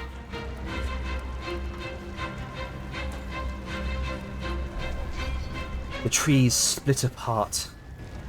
Ahead of Vardmir, she flees, goblin war cries fading into the distance. The ground beneath her heaves, roots shattering, branches collapsing like spears. Above the canopy, the sky is no longer stars and smoke, it is dragons. The verdant warden, her scales like living jade, coils desperately around her rival. Blood kind of mats her chest, emerald plates cracking and smoking where venom has burned through. The once leafed wings are tattered. Fingers of ivy curling in flame. She roars, and the sound is not only voice, it's forest, it's river, and dream all crying out as one. Her foe, the ancient green dragoness, drives her claws deep and twists. Her laughter is poison, but it's not her voice. Fall, pretender. Fall and feed my roots with your rot. And with a final thrash, he slams the warden earthward. The impact cracks the ground, toppling trees, sending fire surging like a tide through the grove. Vardmir stumbles forward, screaming as the warden crashes to the earth. Her vast body shuddering, her dreamlight dimming, and in the smoke, another form streaks from the horizon. Smaller, still mighty, an adult emerald dragon, the warden's offspring. It dives, shrieking in fury, talons flaring green fire, but it's too late. The ancient green wheels, venom spraying in an arc. The younger emerald reels, wings torn, body slamming against the burning canopy. She barely rises, bleeding badly. Her strength is no match. The green looms above the younger emerald dragon, jaws open wide, and then pauses. Her gaze cuts downward towards Vardmir. The nightmare presses here, whispering. Even gods fall. Even guardians die. Nothing will protect you. if left unchecked. The memory will calcify as despair. The moment Vadmir learned nothing in this world could save her. Janner, Yes. is this the moment?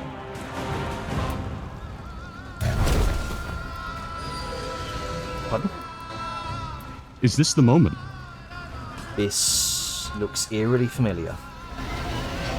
From the stories you've heard, this is the moment. I mean, like, with Etherea's backstory, is this the moment? Yes. Oh, You gonna take the lead there, buddy? Seems like it'd be more apt you do.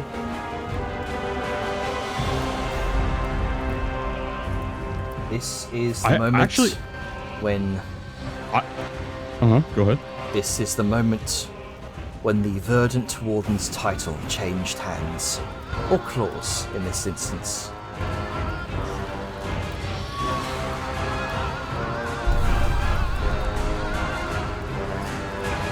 Huh. Okay. I don't want to change or mess around too much with your lore. But I did not know that would be here and revealed. How did this happen? The Verdant Warden told you that it was... Oh, hang on. I mean, I'll go and DM this to you, actually. Please. While you do that, if somebody else wants to start brainstorming or doing something, I'm sorry. I didn't realize this was the key moment for a background thing. No, it's all cool. I'm still musing on potential options. I have a couple in the works, but they're not very strong. I don't know if I can wiggle Smith's tools into this again, so I'm looking at my other options. I do have an idea. It's gonna be an interesting one.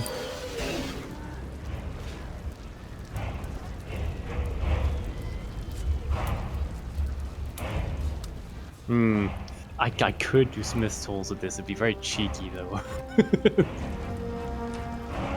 To create is such an analogous concept. But you already use your Smith's tools. Can you not repeat checks? I mean, I've seen Jajar use like 2 Arcanas. No, you can repeat checks. Yeah, so I should be all good if I can wiggle it, but I'm gonna wait until Etheria does something because it feels very apt that given the weight of the moment. situation. Yeah, it You seems can, very personally. you can repeat checks, but the DC will be higher every time you do.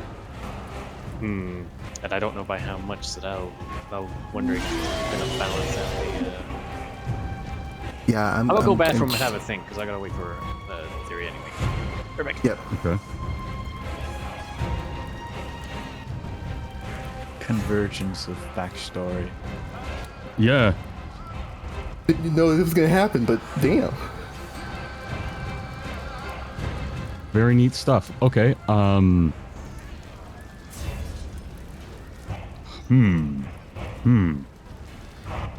I'm a dean on that. Secrets and lies.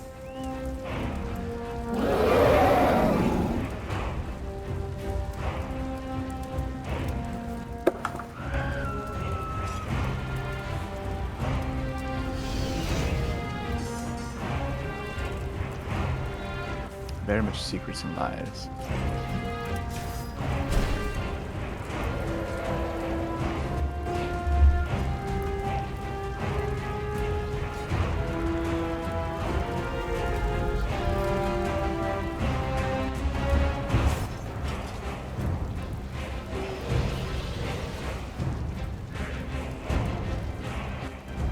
So, what's the plan here, Etheria?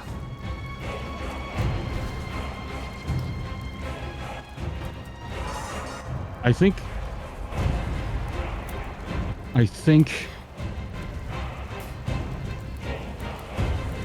Okay. there will be the... Oh, actually, should I wait till he gets back? Because he might be influenced by what I say. I could pause the recording here real quick and just wait until... Sure. Okay, so I've I'm just... going to it's- shoot it's- the nightmare. I've just unpaused... No, yeah. I've just Listen. unpaused the recording. Whatever as well. works. I just Yeah. unpaused the recording. What was your plan? Okay. Just for the so, recording's sake. for the recording's sake, there will be the gentle voice of Etheria continuing behind her, and I'll like reach out and I'll hold her left hand from behind, and the sort of bright green, emerald sort of treant will sort of just shift to a familiar normal satyr hand, and in that will be a purse-sized version of Etheria's bow. The one that has the same green or emerald scales as the thing in the sky. Okay. And guide her to draw it back with just the comforting words of, there are those that help us, and in turn we help them. Do not forget, we work together. We are stronger as a pair. Do not forget our bonds. And she will draw back to loose an arrow at this great green dragon. All right. So that's your plan, Vellum. I'm gonna have a rough time with this. My highest modifier at the moment is +10. The DCs have been getting high. I can't do Smith Tool again because the DC will balance out the benefit I would have. Could will it? So, my thinking is gonna be a little bit sacrilegious here. When are you not? Quite often, actually. So, the golden flame that Vellum is throughout this whole instance will shoot off to the horizon. And instead of the smoke-filled night sky, the sun that is him will begin to rise.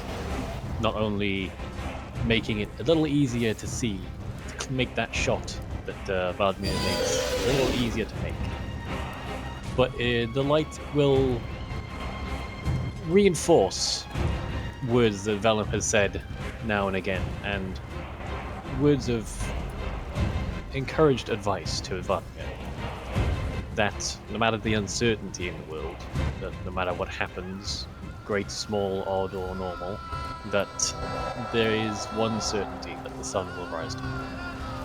And there is a solace and hope in that, dissuading some of the doubts that there is no hope that the nightmare has provided, creating a direct visual and emotional counter to that statement. And that is more of a sort of persuading Vladimir of these facts. Okay, reminding so her of persuasion check then. Yep. I love Best I that. can do. Dejar.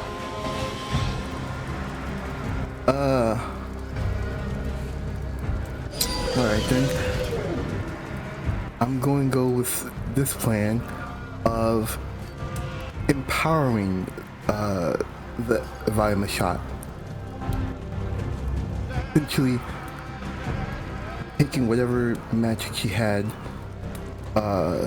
used to save her parents and helping her guide that magic into the arrow, just pouring just every single ounce of is it be hope or rage into it to help assail the dragon. What check are you using? I'm using my strongest one. Bear in mind that he has gone It up works. since you're beating them.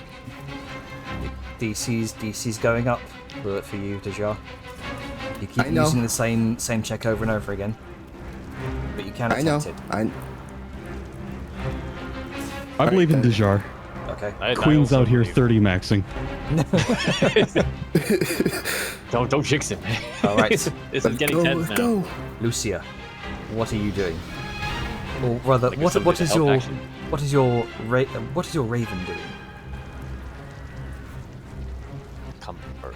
Chris? Oh god, my shit's just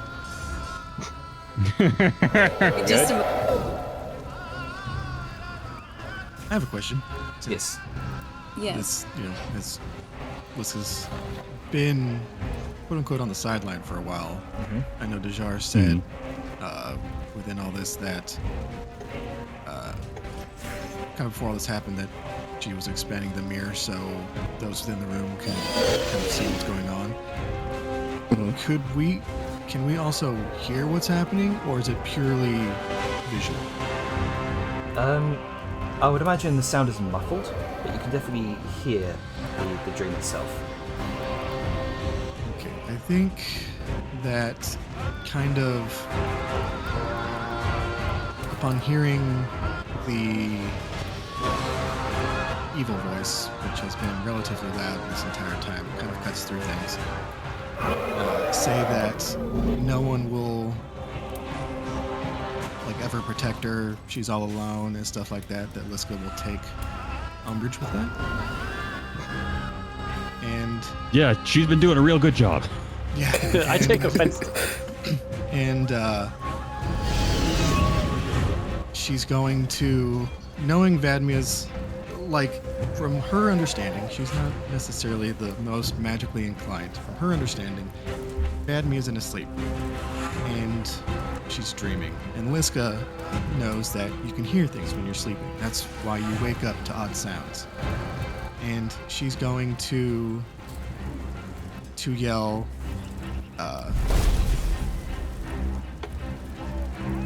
"Don't listen to it, Vadmia. We are here. All of us are here with you. Liska is here for you and will always be. You are never alone."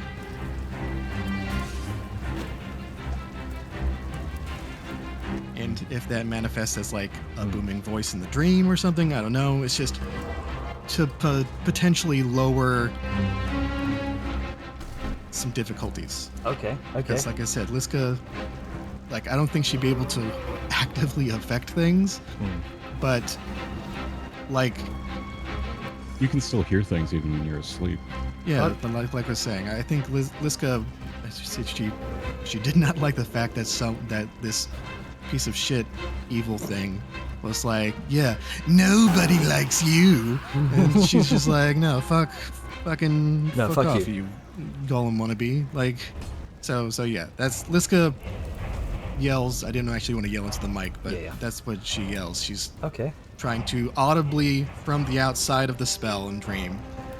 For a moment, above the screams and cries of the dying, off in the distance, you swear for a moment you will hear Liska's voice within the dream.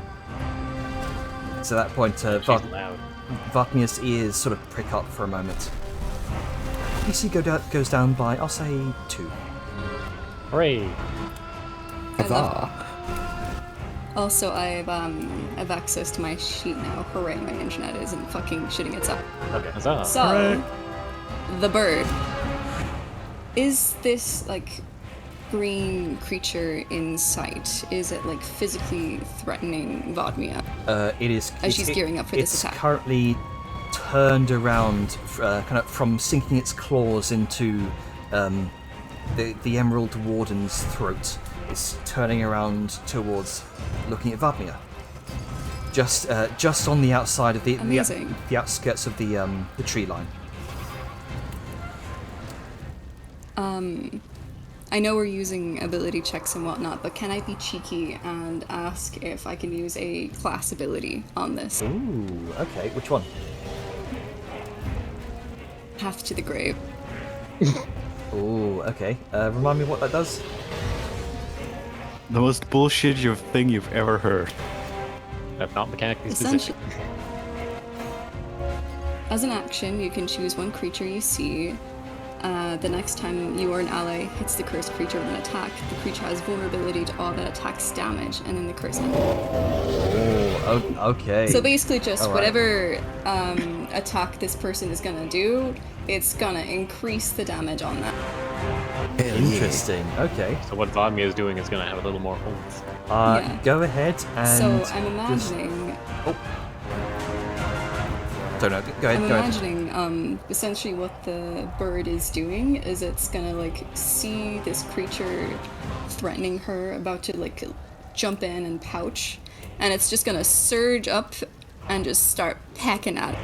Nice. Going straight for the eyes, going straight for the weak spots, attacking every part that it looks vulnerable. Essentially on the say, nostril go hairs. here, attack now, right in its soft bit. Okay. So, one after the. I have one thing. Oh, I did this before in the previous iteration, so I'm wondering if I can be cheeky and do it again. I believe you've already said you wanted to do like a persuasion check with your Rising Dawn. Yes, I would like to maybe empower that in some way with my Heraldry of Ulsham charges, as I did before with a different thing. Okay. I am literally embodying the physical manifestation of my god. Okay. Go ahead. I'll and, burn all of them if it gives me a benefit. We'll say, go ahead and roll your persuasion check first, because this will inform everything else after it. Alrighty then. Fuck it up. Why'd you say that? Anybody got an inspiration? Yes. Seeing what's going on here, and understanding one of his best buddies, Angus, seeing his sunrise not coming up so strong, into Vellum himself on the bed. Can I channel like daylight into him? Like make him the little manifestation of light, so he is aware. No, we see you brighter. This would require, I'll say, a spellcasting check from you, Angus. Okay. And this will give. And that will be me giving him my my inspiration. Oh, okay. So if you're just giving him inspiration, yeah, you can just do that. Yeah. So that's the flavor of how it's working. Gotcha. So Thank you, buddy. So no check needed from you, Angus. You're just giving him inspiration. Okay. Yep. There we go. Thank you. Okay. A little higher, but better than a 14. Okay. Hey, the DC did go down. True. Hope it's enough. All right. Lord by 2? Probably. Next up is. I had to reload. I lost my sheet. Oh, no worries. Next up is you, Dejar, because you're trying to empower this attack, if I recall. That's correct. Alright. Here we go. Arcana. Oh, There yes. we go. Oh, that's enough. Okay. Yeah, let's go. And Wasn't then, quite a 30, but we got there. And then next up would be Etheria? Etheria, yes, with her I'm attack just loading roll. back into Foundry. Gotcha. Yeah. So your attack. Sorry, it dropped down to 1 frame and I couldn't do anything. Right, no worries. Oh no. So your Well, attack would be with advantage. Yep, it would be the advantage.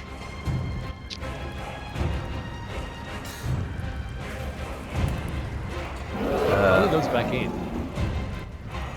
Jenner, any word on if I could affect the potency of my roll with Yeah, Ulsham charges? because Here of I am. because of that, your Ulsham charges. I will allow you to expend a charge to lower the DC by 1d4. Can I expend all of them? Diminishing returns, but I'll say More for flair than anything else. yeah. Sure, go ahead. If you're just doing it for flavour, Yeah. So 1d4 you said? yeah, 1d4, and I'll say +1 because he's doing all the charges. 3. Okay. So, that would be enough. Oh! That'll be enough. There you go. Send them Hooray. home, Etheria. That's had you rolled only a. It's a good thing you did that. I'll say. won't spoil the surprise, but Let the moment be glorious. yeah. Okay. it's a good thing. It's a good thing you did that. Hey, Oh. Sunman's for real helping you out. And let's see here. Attack with the bow. Suck him up, Etheria. Let's Advantage. go. On roll. There's that. I'm also. I don't like rolling. that. How do I think I just hit cancel. And then it should post. Oh, 26 plus vulnerability to the damage, so we'll say 22. That's a hit. Yep, that will be a hit. You watch as Vadmir hears your words, Etheria, feels that guiding presence as something manifests in her hand as the bow, the familiar bow, Naya Lira, manifests within her hand, and almost by instinct she points it up towards the approaching ancient green dragon. She pulls back the string as Velum's initially stuttering dawnlight bears down upon the beast until eventually you feel that resolve within yourself, Velum, within the dream, and this glorious burst of dawn shines down upon this moment here. As she pulls back, you see this arrow begin to become enveloped in crystalline light from Dejar. She pulls back and looses it. It soars through the air. Oh. As she does, there will be a final little word from that, because hearing Liska's voice and the influence in the dream, you are so much more powerful than you know. We all see it, and we are all here with you. See for yourself. Loose. The arrow strikes true, straight into the neck of the ancient green dragon. It's at that moment as the younger adult emerald dragon lunges, not to flee but to strike. That moment of opportunity opens itself. Her jaws clamp down onto the ancient green's throat, dragging her rival sideways in a spray of venom and blood. The great dragoness shrieks, thrashing, her wings flailing in rage, and in the chaos, Vadmir's last command rings in her ears. Your wisdom rings in her ears, Etheria. You are loved. You are stronger than you know. In her other ear, live. He bolts into the trees, vanishing into the smoke-choked forest.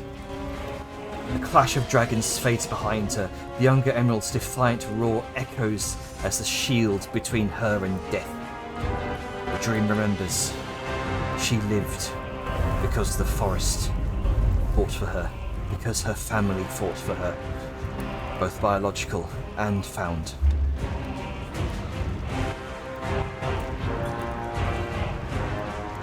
Is that the end of the nightmare? Runs. Branches whip at her arms and face. Roots clutch at her hooves. Smoke claws down her throat until every breath is ragged.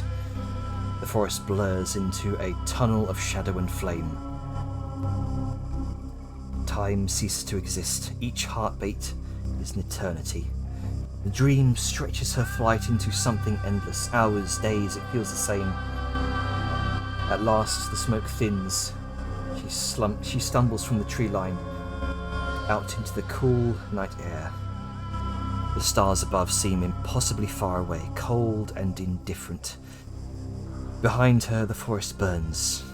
Ahead, the horizon rises in stone and spire. The distant cityscape of Savant's Prospect glimmers faintly through the haze, a mirage of light and shadow.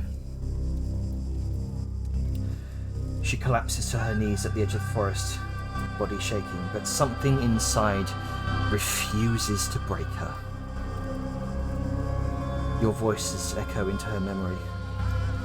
Her guardian's roar still singing. The dream remembers not only loss, but survival. She may be alone, but she carries her strength with her, as bittersweet resolve steadies her soul. The vision fades to darkness, and you all come to wakefulness within the tower.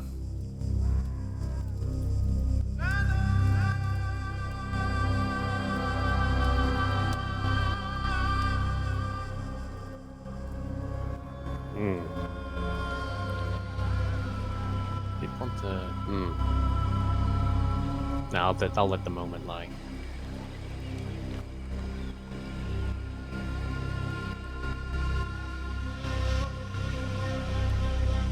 Naresh, having seen it all, that was horrible.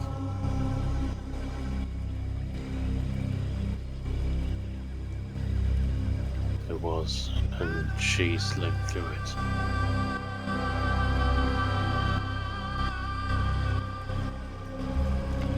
Vellum's obviously awake now, but he doesn't shift or move, and his eyes don't move away from Bud.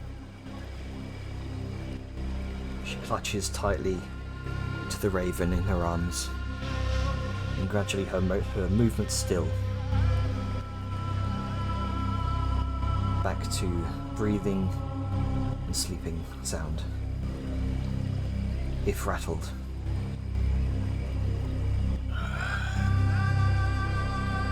How much longer is she gonna have to suffer? I don't know. Tuli says with a bit of a shake in her voice. Tuli's here? Tuli? Yeah. She came back with this gun. Yep. Ah, yes, that's right. I was thinking Ida in my mind for a second. Man, it's real crowded Sorry. in this tower. Yeah, a little bit. A little bit.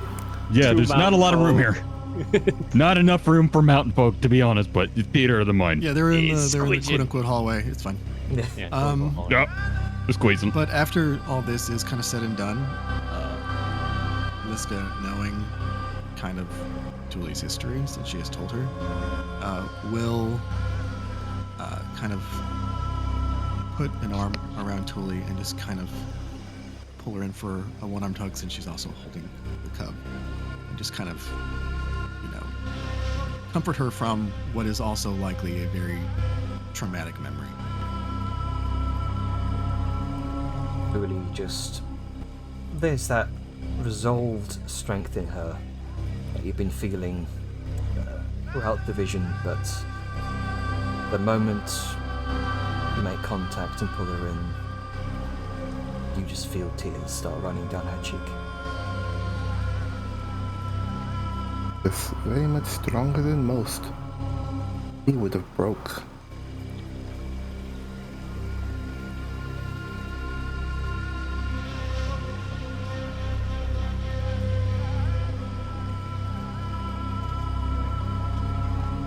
Strong spirit she has.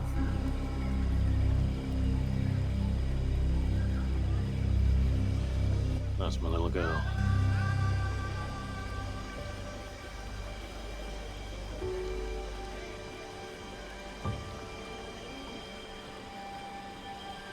Maybe, put her back to bed. Vresh kind of whispers to you, Vellum. And there's no response as Vellum has fallen asleep.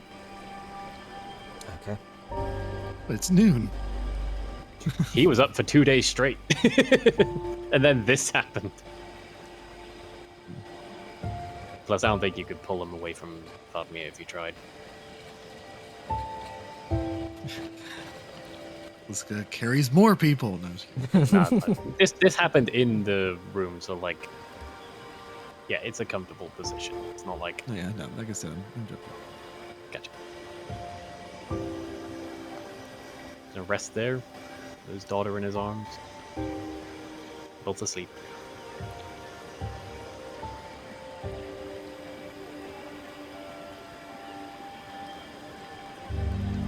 I guess Okay. Tuli and Liska will go downstairs because they're supposed to meet up with Ida. That's gonna turn to Etheria. How long does this take for them to realize themselves.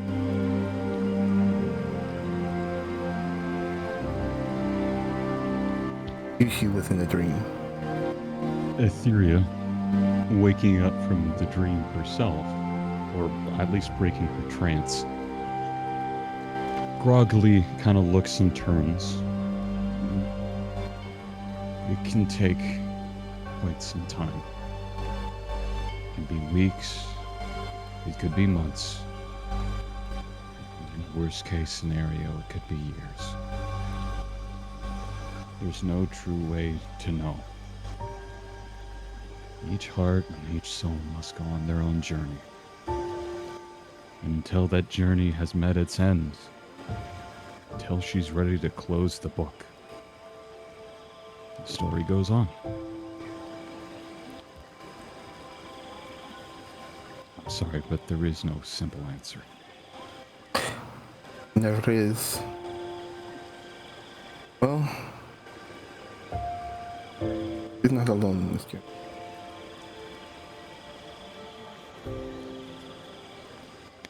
She's not alone.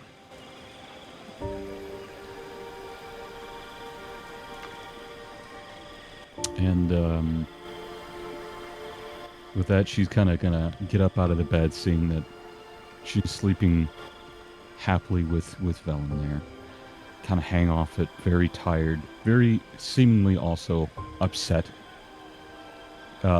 Similar sort of body language, I suppose, to Thule. Obviously, this is something that has made her very uncomfortable, maybe struck a close chord. She's not hiding it very well. Before she just sort of gets up, I need to step away and commune for a bit. I'll be back. Time you need.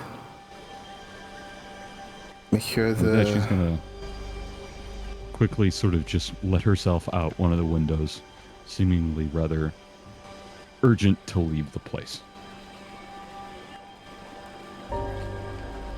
I can put a blanket on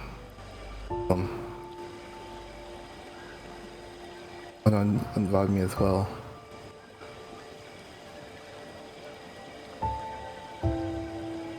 What story have? Story indeed. Kind of cutting in and out there at the front and the back end of your conversations, sentences. Enunciate. Project. You pretty much said, what a story you have, little one. What a heavy story indeed.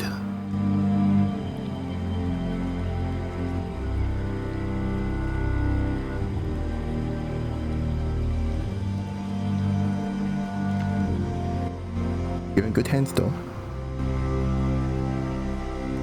As you have proven this moment, yes, she is.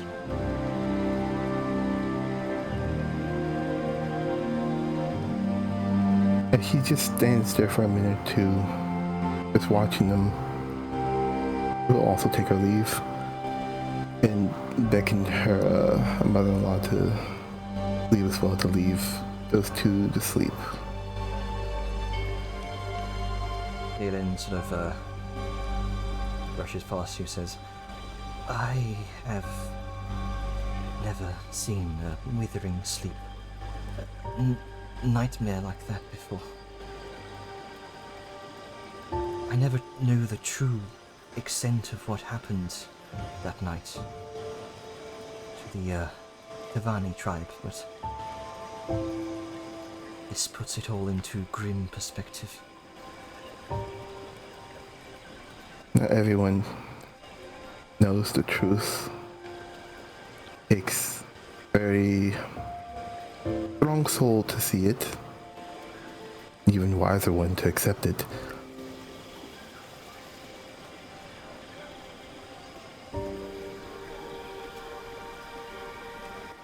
looks back up to the fire that he just came down. Even without soul to live through it. And he just rubs her eye from apparently but had a tear foaming. Right. But this She is in good hands. Not much I have seen. She places a hand on your shoulder.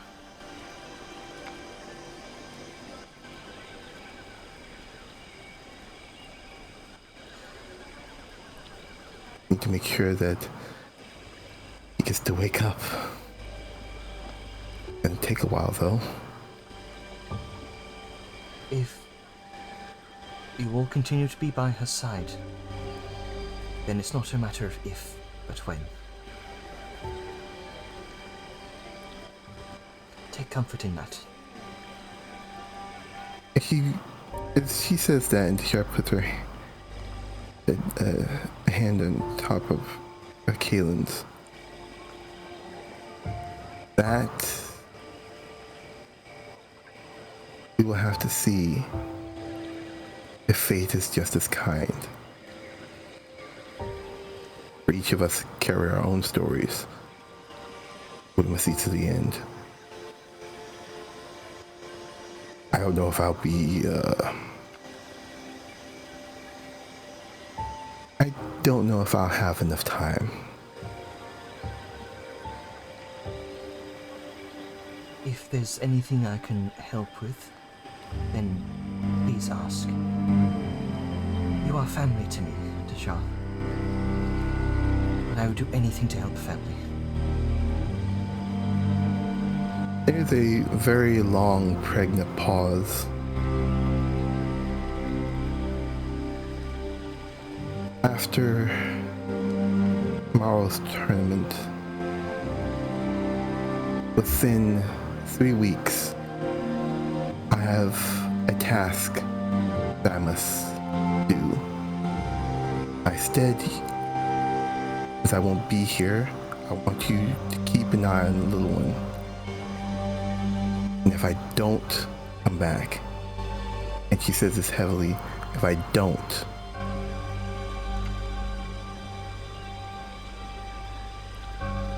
guide her. Whatever task you have, she squeezes your shoulder. If you demonstrate on that task whatever you've demonstrated here, your skills, you are far more powerful than what you might believe, Dajar. It's not the power that it's not the power that I need. I know I have that.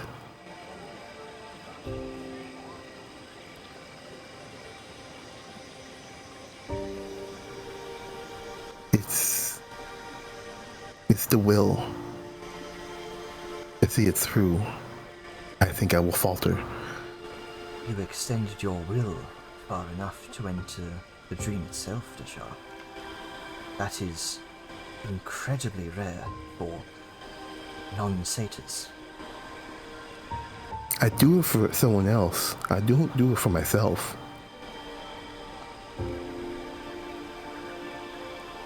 That's someone's daughter.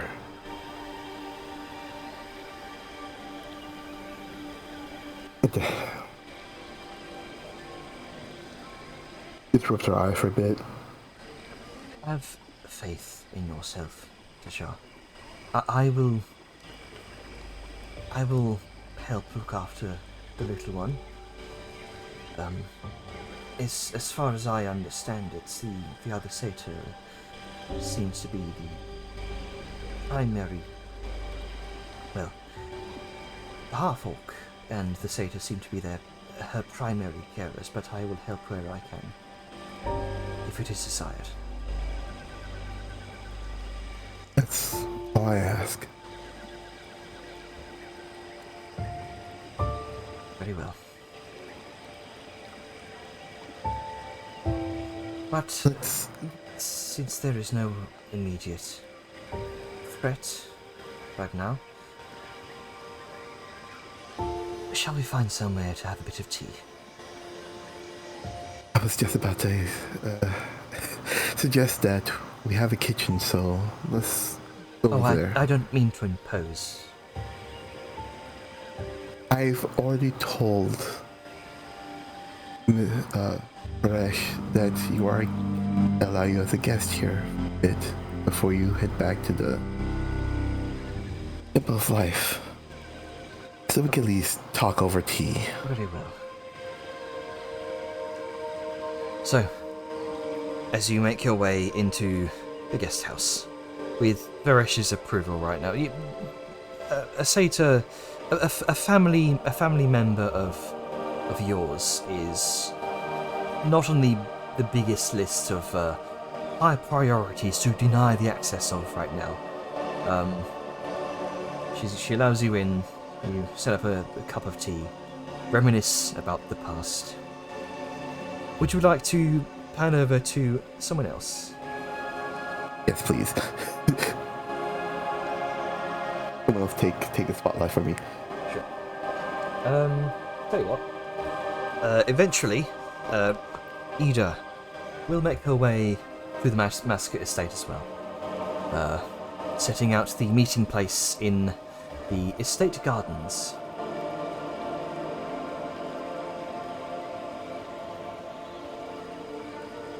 Oh boy.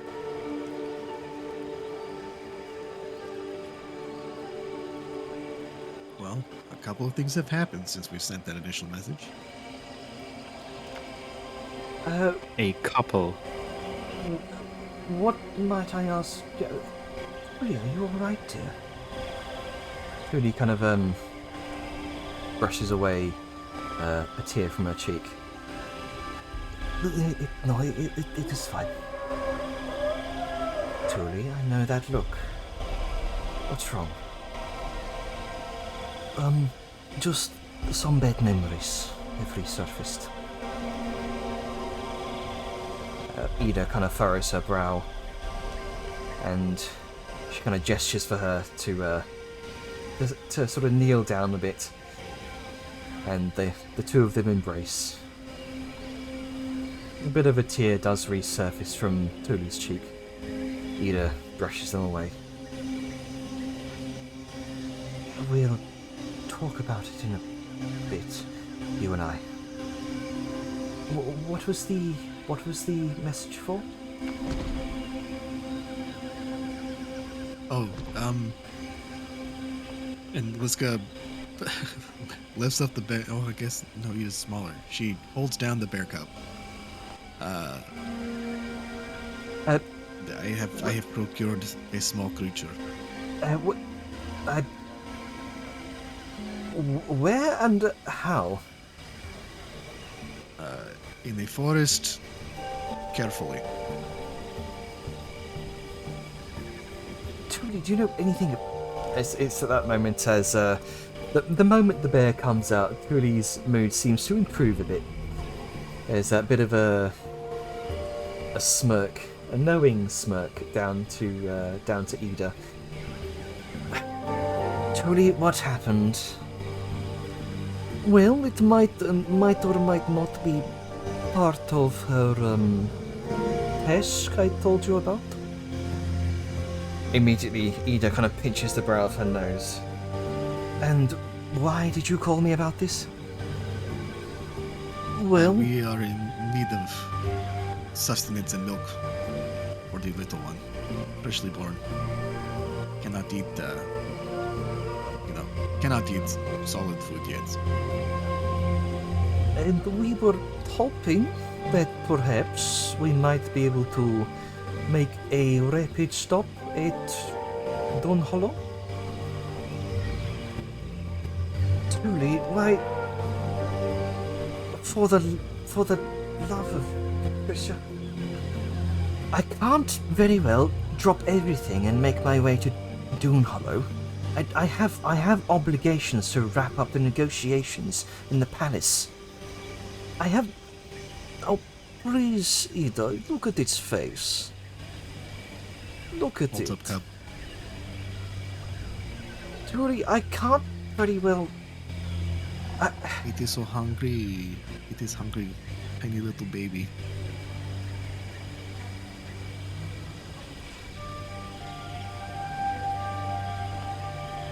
Truly, you torture me when you do this.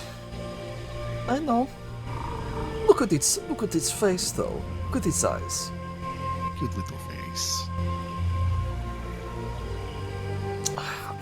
All right, fine. In and out, very quickly. We're straight to the markets. And how much? I suppose in this instance it would be goat's milk. How much goat's milk did you need? However much you can purchase. Oh, and she's gonna pull off her bag of colding. Like, put it in here. It should keep it fresh. All right. I don't know how much goat's milk costs in Dune Hollow. Tell you what, give me, say, 20 gold. I'll give you the leftovers. Let's go. Put 20 gold in her hand. All right. When are we setting off, Tuli? Well, as soon as we can. All right. She kind of looks around for a big enough tree. I think I saw a large tree in the Serpent Bazaar. One of those winged gardens, perhaps. All right, we'll head there. Where should I meet you, Liska? Where can you teleport back?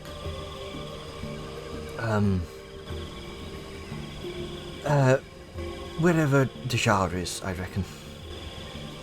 She and I have made an arrangement. It's her necklace, you see. It enables me to teleport next to her.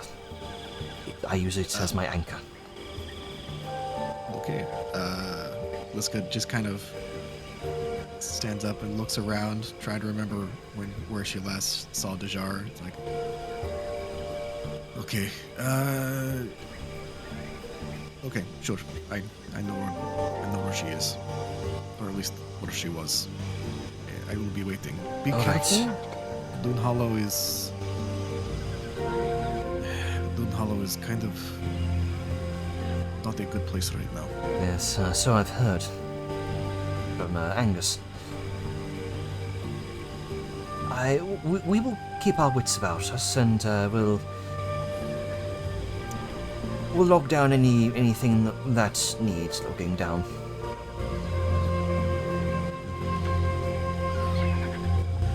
I will wait. Very well. Tuli, do lead the way. We'll be back before sundown. Yes. Also, and Liska's going to kind of grab Tuli's wrist, pull her in for a quick peck on the, like a quick kiss, and then she's going to look at Ida, pause for a second, and then she's going to lift Ida up by the waist and also give her a kiss. Weird. And set her back down. Be safe. Come back. She gives you a bit of a bashful smile. Of course. That is so cheesy. You know, it's the start of a relationship. It can be cheesy. When is romance not cheesy? And then Liska's just going to shadow Dejar for a while.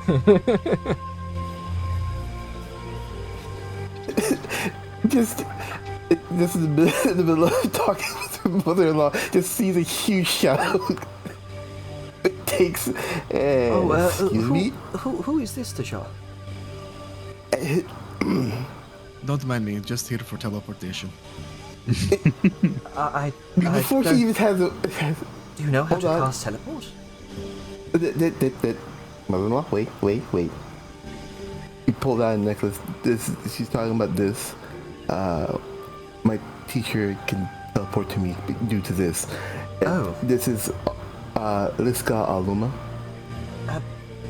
My name is dragon of the waste. my name is Kaylin Gladnell. I'm her mother-in-law. Liska looks between the satyr and the Naga. Yeah. and there's like shrugs like Yeah. well accounting for taste. Your father was a brave snake. He just stops for a moment.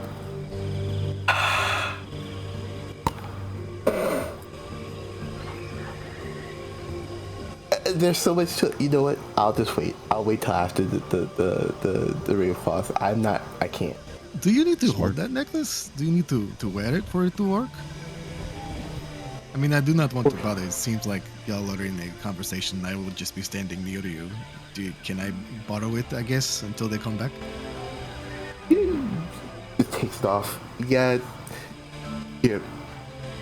It's simpler that way.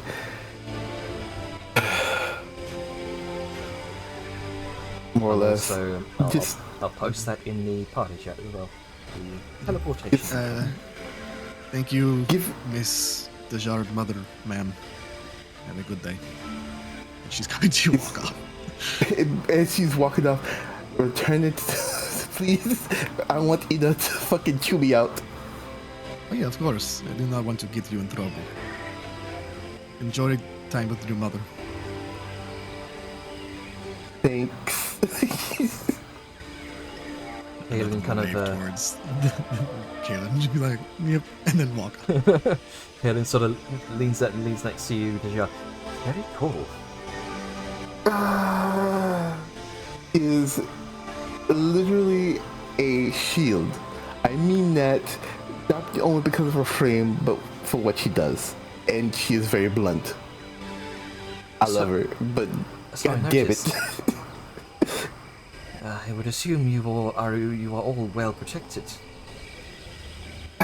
Yes. As long as I stay close to her, I shouldn't have near trouble. And that's a story for another time. Very well. Oh, could you pass the tea, please? Here. That's a teapot.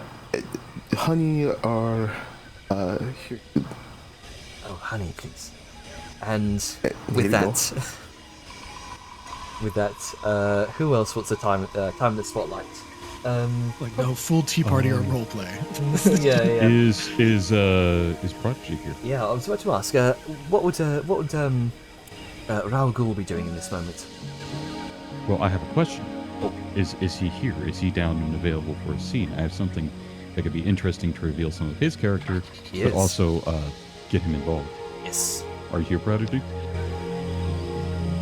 Prodigy. Oh. Drunken Master? You're maybe muted? Maybe he went to the toilet. No. Maybe. He's not Devin, is he? I wouldn't be surprised if he stepped away or something. I suppose we if he's safe, hey, we could spotlight someone else if you like. I have some of them. Yeah. Okay. I send him a message. I'll wait for a response. Yeah, Then I I'll guess we can say- go to someone else. Does Ducky want to do anything? Does Sayud want to do anything? I don't know. Most of the things Sao would be doing is crafting and preparation. Mhm. Other than that, I got nothing. Well, I mean, it could always just transition. Hit a big day. If you Unless anyone want had to do anything that. big pressing. Yeah, I think we're all excited to get the Ring of Claws, and then someone had something specific they have to do on the day.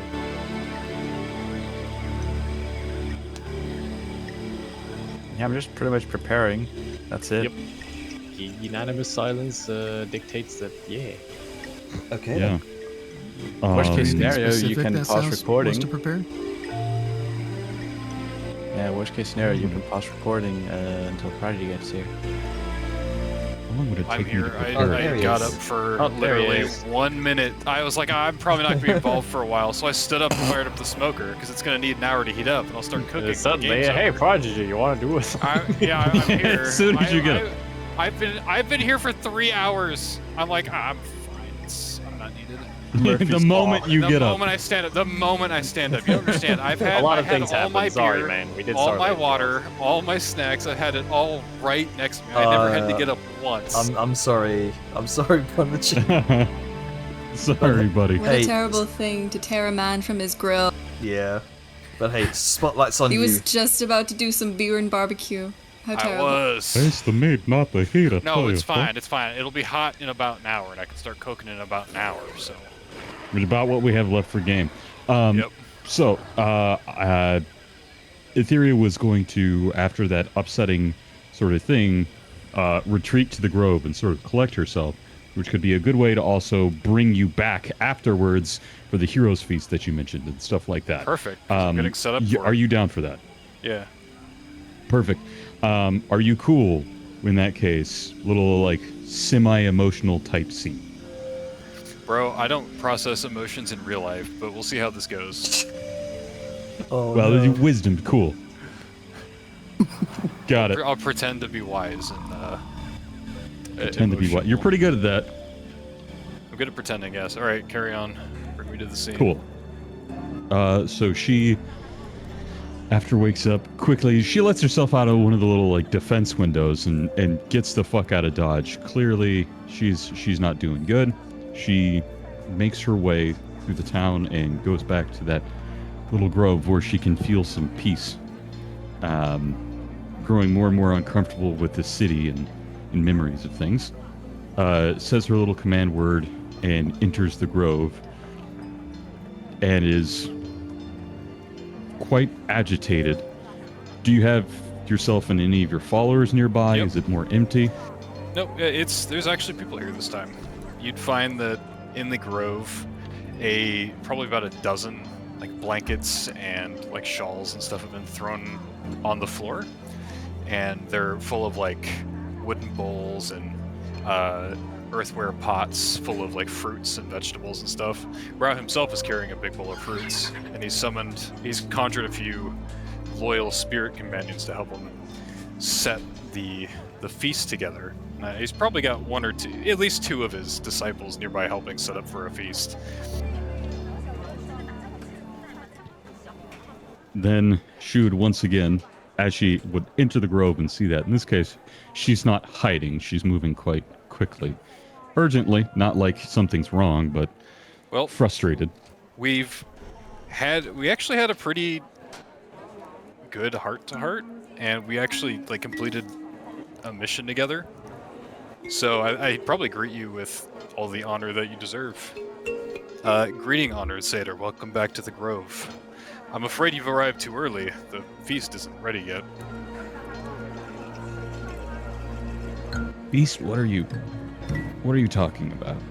Before the Ring of Claws, it's customary to prepare a feast for the warriors. However, mine is a little more special than most, and he'll gesture to like a gold and gem emblazoned bowl at the sun that's placed near the monolith at the center of the grove. And by that, what do you mean? A feast for heroes. Legendary food and drinks to honor those that have passed and those that will come in the future. Some of us may not survive the Ring of Claws. It's customary to treat the warriors to a final meal, something unrivaled to any other day in their life. I'm no dwarven chef, but I guarantee the spirit's bounty will be just as fulfilling. And he'll toss you like what's a native plant to the region? Well, anything that you can imagine would be present in Mesoamerica or Mexico. Mango. Mango, yeah, there we go. I like There you that. He'll toss you a mango from the one humble mango tree he has in his grove. Caringly and carefully cared for years by the grove disciples. And she'll catch it. Have a good berry, using- bitch. Good berry. Great berry. Great berry, yeah. A great berry. She'll eat this, she'll cut it open with like one of her little thumb talons and like rip that thing open. Quite used to eating just raw fruits. She is able to peel it very quickly and effectively. He'll gesture to one of the blankets. Sit, stay. You're troubled. Although, I think anyone with eyes could tell that. Not just as a spirit healer.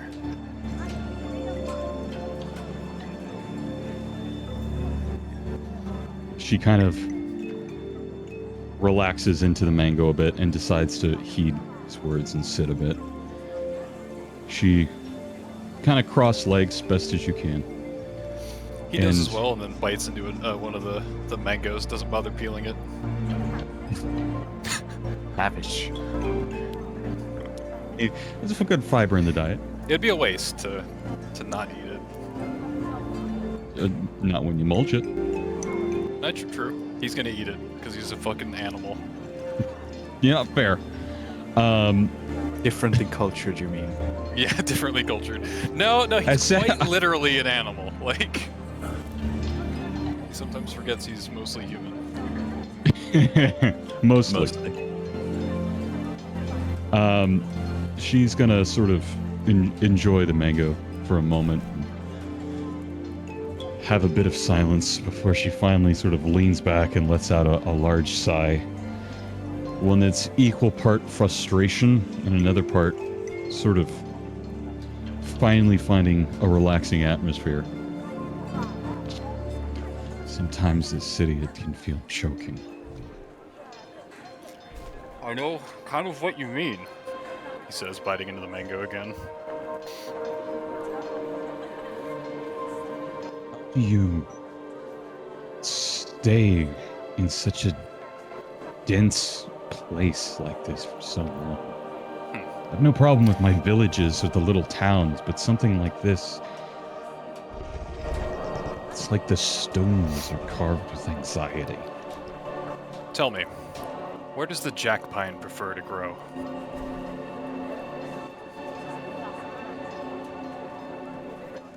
You'll sort of think about that.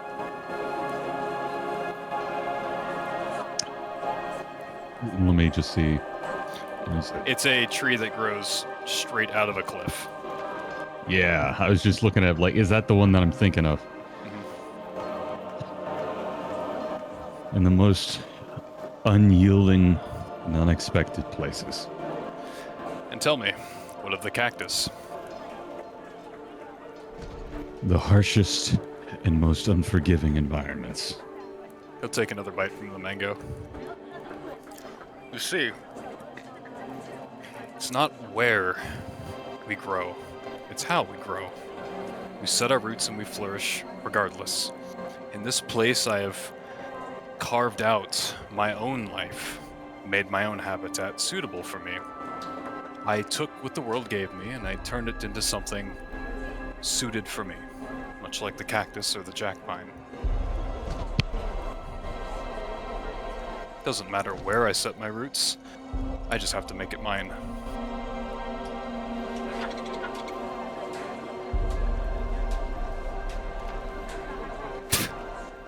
You know, for a rambling fool out of a pot, you've consistently said some pretty wise words. And you might not be able to... Well, no. Her mask is tilted up a little bit so she can eat. You would actually see a slight smirk on her.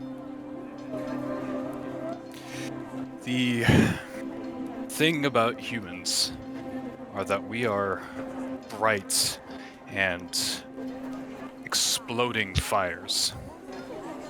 We tend to die very quickly. In our existence, our wisdom must be juiced from only a century of life, if that. We don't have the benefit of time or contemplation, and it forces us to learn things rapidly. I may not be as long-lived as the other races of this world, but I've been forced to adapt. Same as the cactus and the jackpine. You would be perhaps just as wise as any human, given a more limited lifespan.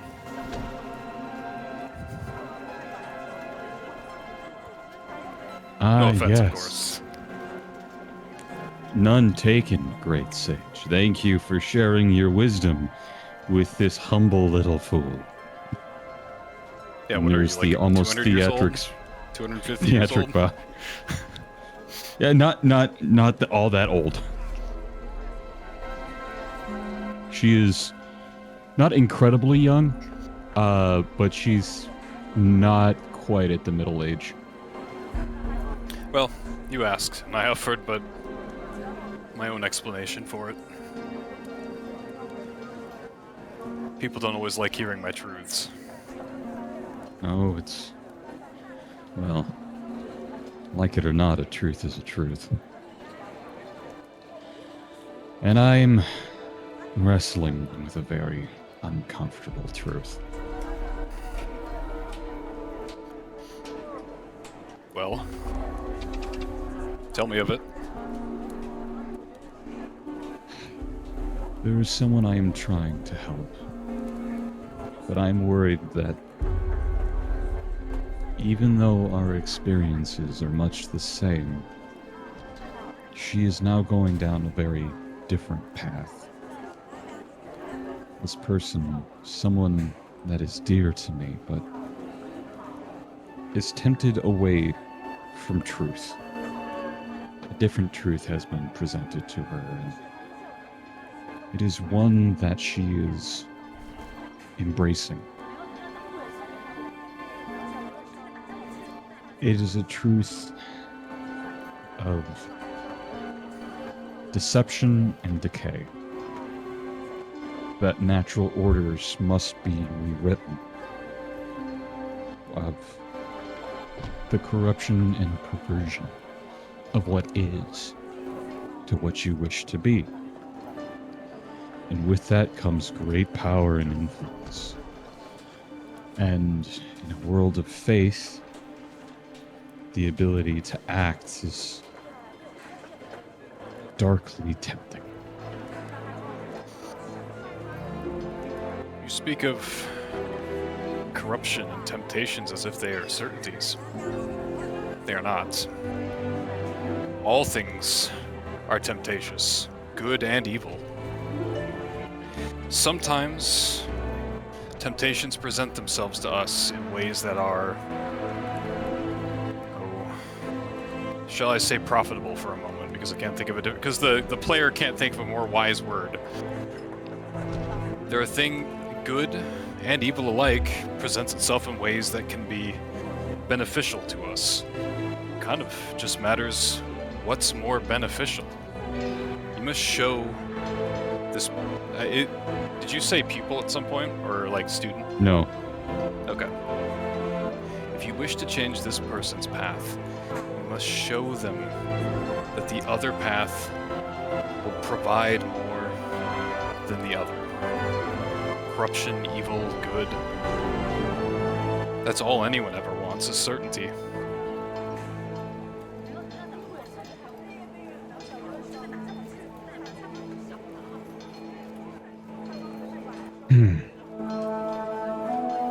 It's difficult when someone finds a certainty in something that is using them, and when they're done, they will be discarded.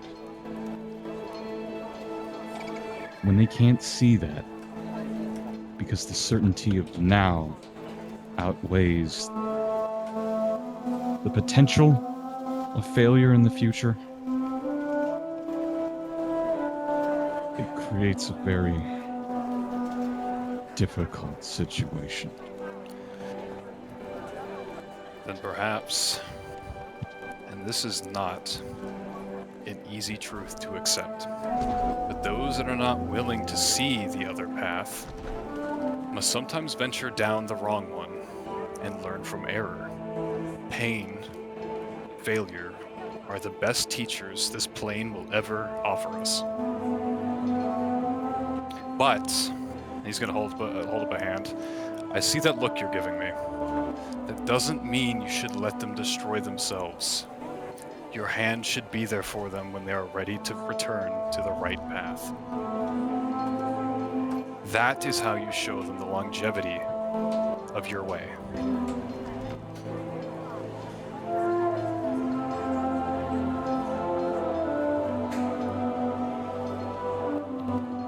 I've been trying to help guide me.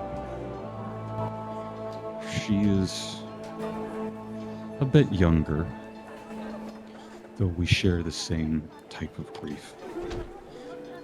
The way that we handle it have been different. Adapt versus oppose. Overcome versus submit. It has caused pain. Tell me, what did you do when you were faced with a similar crossroad?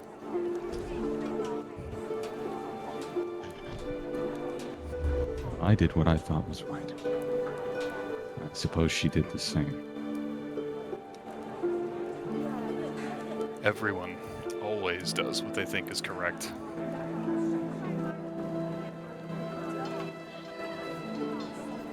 I'm afraid that she's going down this path of ruin, in that I won't be able to save her.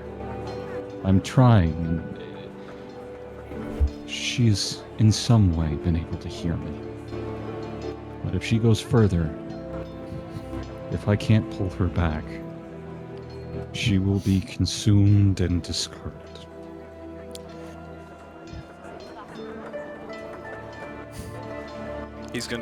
Rao is gonna look contemplative and then hesitant. For once, perhaps unwilling to share advice. Normally not concerned with how his advice is received. And after some hesitation, he's going to say, how do you nurture a plant?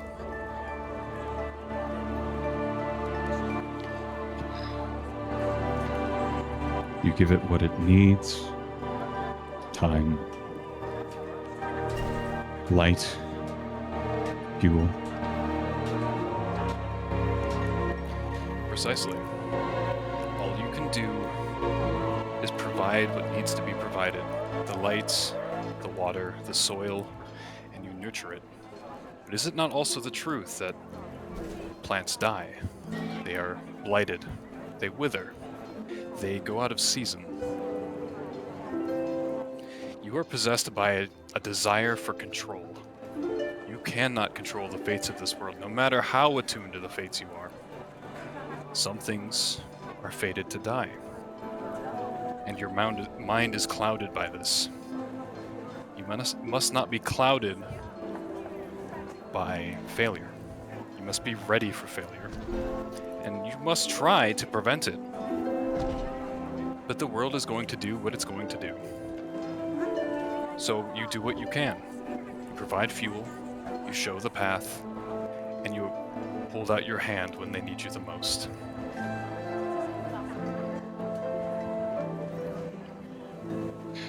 And then... No, you're right on that. It's just difficult when your plant has an invasive species, has thorns curled around its root, cutting it off. And you try your best to pull the thorns away, but the roots themselves don't want to let go. They think those thorns are nutrients. They think it's something supporting it. All until those thorny parasites grow strong enough to pierce its shell, drain the plant from the inside. It can't see that it is being preyed upon. It isn't necessarily willing to let go or to grow.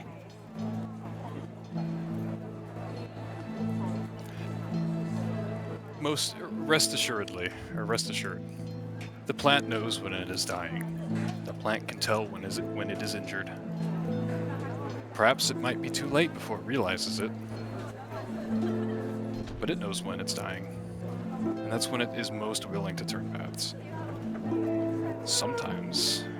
Now, I don't know the specifics of your problem, since we're speaking in metaphors here, but sometimes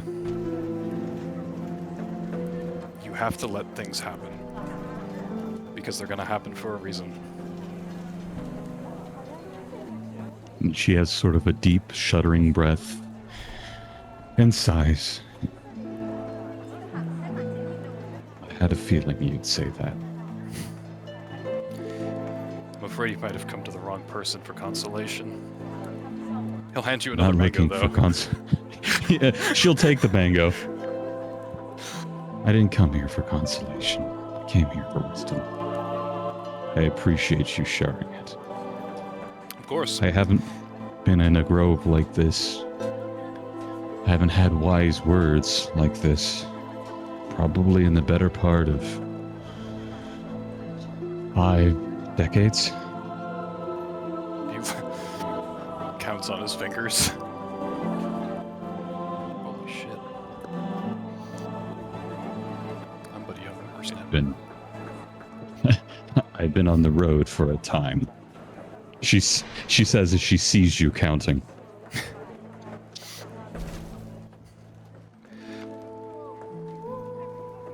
Now, we speak of good and evil and falling prey to temptations and the easy path. Though I ask that you forgo your desire, I don't ask you to forgo your survival instinct, your will to live, your fighting spirit, as it were. Fight till the very end. Fight until the dying of the light. But just know that all you can do is all you can do, and allow that to bring you peace. And place faith in the fate that it will work in your favor.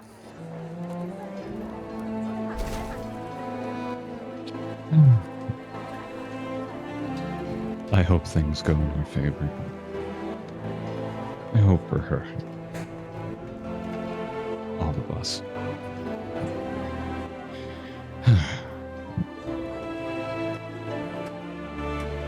She's gonna look up to you after a moment of seriousness and a bit of a smirk.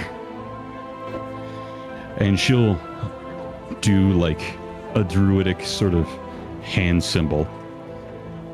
And in druidic, again with this snarky kind of tone, thank you, wise master. Come again, pupil. Do you mind if I linger here for a moment? He's gonna kind of look around. Well, if you're going to be here, you might as well make yourself useful.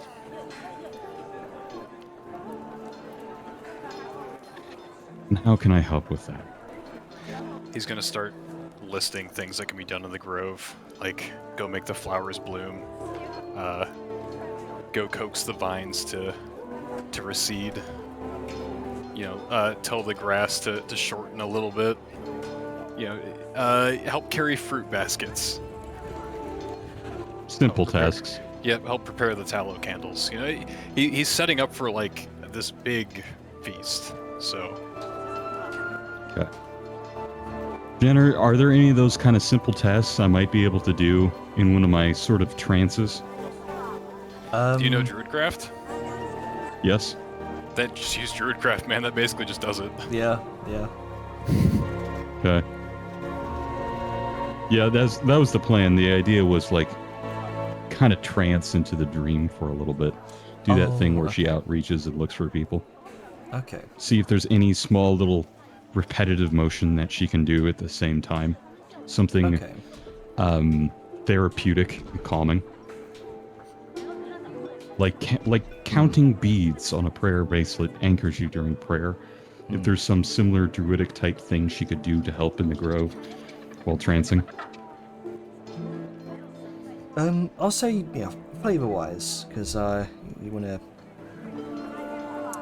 kind of reach out to other lost souls here. Which could be a good moment. I'll say sure. Cool. For the briefest moment of like 4-ish hours,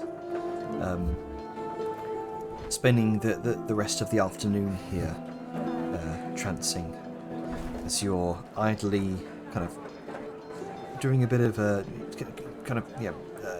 counting some berries on a vine. You trance, you begin to reach your mind out throughout the dream. You do indeed feel within the presence of the nearby area one very stormy, shadowed figure. That storm you felt just a few hours before. A small, coiled up figure, lost.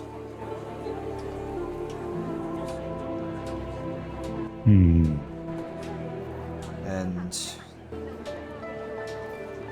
focusing more distantly, the very, very faintest outline of a familiar lost shape.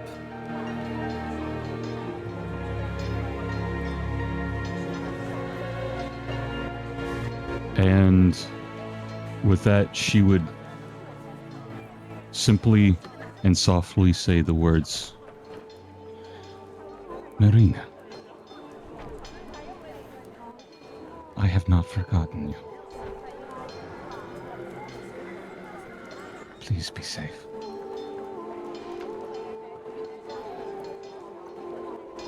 As she just calls out, hoping to hear anything from her sister. Go ahead and just make me a spellcasting check. Huzzah! That would be... I think I have a button in my spell book that I can do. Is there a button on the sheet? I don't think so. How would I make that then? Wouldn't it just be like a... It's just a wisdom check. Yeah. But spellcasting checks also have proficiencies. So, Arcana. Dude, If you have it. Only for attacks and saves and... Yeah, spellcasting texts don't have proficiency. They're just flat ability rolls. Oh. Yeah, so it's just Oh, there we go. I'm thinking of text. Well, just a basic wisdom check. But it is also... this is probably not going it to is work out well. To keep that in mind, that does lower relative DC. Yeah, for its shed. and yeah, I have sort of, in my mind, I'm lowering the relative DC for checks. Well, never mind. God damn. In that moment, after experiencing that traumatic memory from Vladimir, you now have much more of an understanding of the dream and the nightmare than you previously thought possible. You take a hold of what you've learned, and you carry that message over to what you presume to be your sister. That darkened, stormy aura, laced with reddened thorns in a sea of green. You hear her voice respond. I will, sister. I am forging my own path now.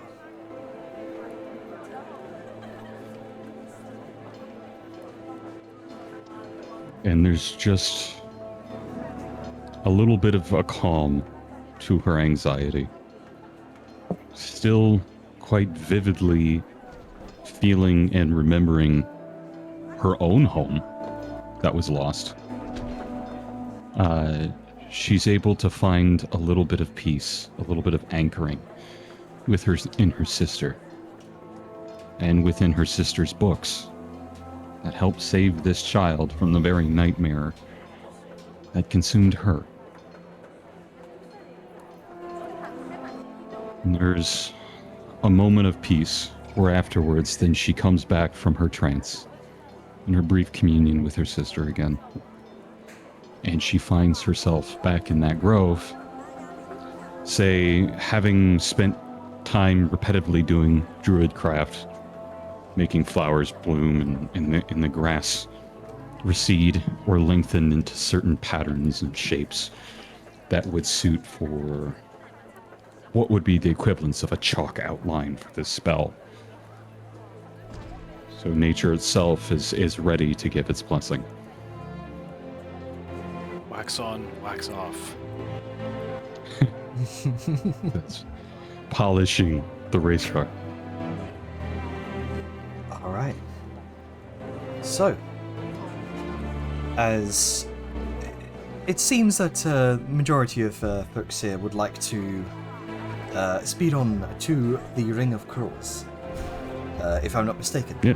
So, what I will say, what I will do for the sake of that, this narrative, come the evening, Thule and Ida and Thule will return, vanishing, sort of reappearing back into existence next to you, Liska, with a bag full of goat's milk, full of fat, full of protein, good enough for a growing dire bear cub. And this dire bear cub is going to need a lot of it. 6 feedings per day. Jesus. Yeah. Christ. Yeah, I've done a lot of research about the feeding habits of bear cubs. Big baby. Yeah, sure. And it's going to need this for the next 2 months. Ordinarily, for bear cubs, this is 4 months, but considering the accelerated growth rate, I've halved that to 2 months. So they're probably going to have to make a few trips back and forth every now and then. But you are given back about 5 gold. All right. So it's about 15 gold per trip, essentially. Okay. All right. Just wait until he can feed on the meat you actually harvest. Oh yes. Yeah, that'll be a lot easier. Hold on, my Nom nom nom. game Oh, it's crashed. kicked me out and I had to log back in again. So, Oh, no. Plus, once you can feed him actual meat, you can also train him with that. That's true. Oh no. yeah, no, that's definitely true. But yeah, so I guess. Let's just like, okay, I have milk. How do I feed the bear? And but I guess perhaps, she's do you have a water skin at all? yes. And she pulls out said water skins. Like, okay, I guess this looks nipple-like. Glancing at Thule. No, there's. Yeah, I need to compare just to be sure. Sorry. And she's got. God damn it. Yeah, she's going to kind of get it all set up. Use the water skin, and through some finagling. So, a very important question, because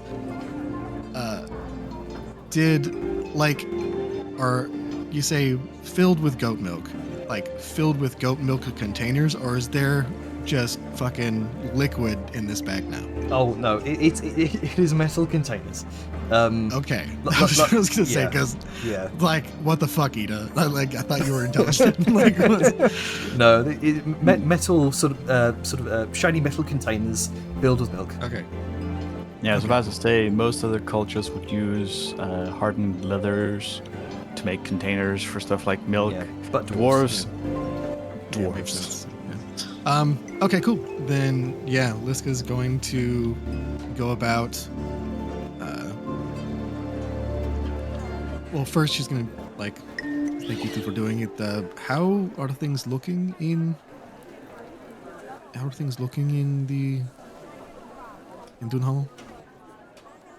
Well, from what I've seen, they've been doing the roundups of various weapons. It seems that they're doing some sort of complete outlawing of private arms and ownership. A lot of the locals aren't exactly happy. We spotted one dwarven couple who seemed, well, the husband seemed rather reticent to get rid of an heirloom item. The wife seemed rather perturbed at her husband's reticence. We saw what looked like a cart running through the town filled with various arms and weapons. So it's clear they're making the rounds.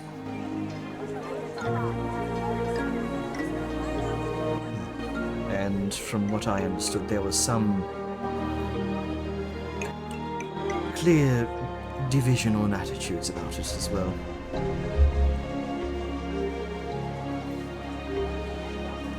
Yes, that is. Yes, I guess I will have to tell Angus of this development. But thank you too for getting this for this little guy. You are I guess. most welcome. After all, a growing bear needs his milk. I looks down towards the bear, who's now just greedily suckling on the water skin. And for that moment, you can definitely see as Ida's heart sort of begins to melt a bit. Yeah. Got that cough side with the warm gooey center. Yeah, and I guess Liska's going to kind of spend, I guess, the rest of the evening talking with Ida Tully Gotcha. while feeding a bear cub. Okay. And I will say, after getting it the correct food, your cub gains a loyalty point. Yeah. I'll adjust that now. There we go. From 2 to 3 out of 20. Now I just gotta figure out what his favorite street is gonna be at some point. Human flesh. It Alright. better be fish. So, as a reminder, you can only earn 1 loyalty point per week. This is a long-term investment here. I got you. But at loyalty score 5 to 9, the dire bear cub gains advantage on saving throws against being frightened while within 30 feet of you.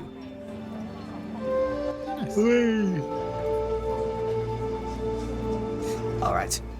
So, shall we skip ahead to the next morning? Yeah, is that when we do the feast? That would be when you do the feast. Yeah, feast. Works for me. Alright, so heading out early in the morning, very early in the morning to participate in this feast. Before Varesh takes the what it looks like she has procured, or at least rented out, a set of palanquins to usher you to the Ring of Claws.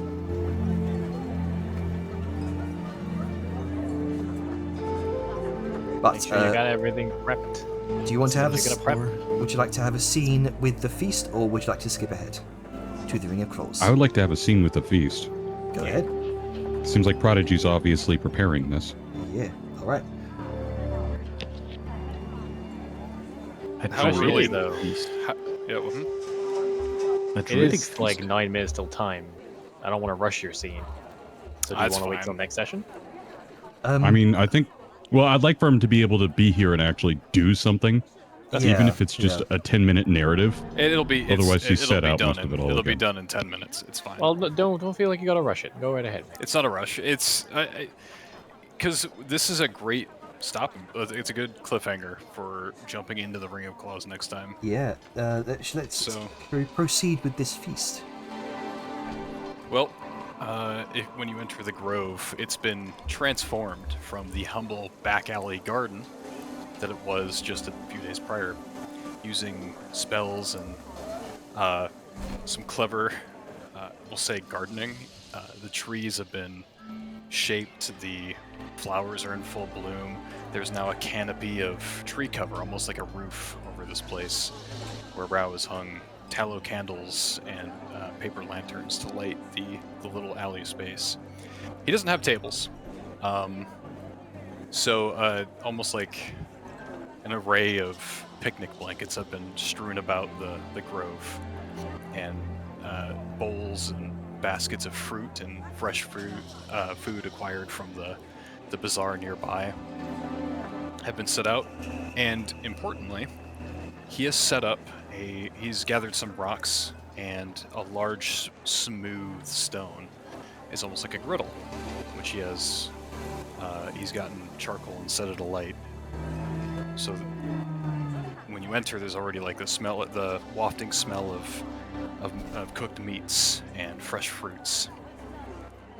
At the center, near the standing stone, on the little pedestal is a elaborate golden bowl, jeweled in sapphires and emeralds, and it is probably the most expensive thing Rao owns.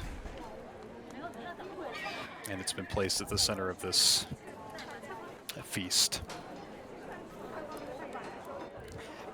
When he welcomes the party in, he'd probably direct Angus towards the stove and ask if he'd like to partake in some of the cooking, using only local ingredients this time. And as Works he well for me. ushers everybody in, he'll begin regaling them with tales of prior Rings of Claws, the lore of the city, almost as a small spectacle. Rao is more performative and animated than you've probably ever seen him in the short time you've known him. He's very much into this. This is clearly something very personal to Rao, and perhaps even something spiritually transformative for him.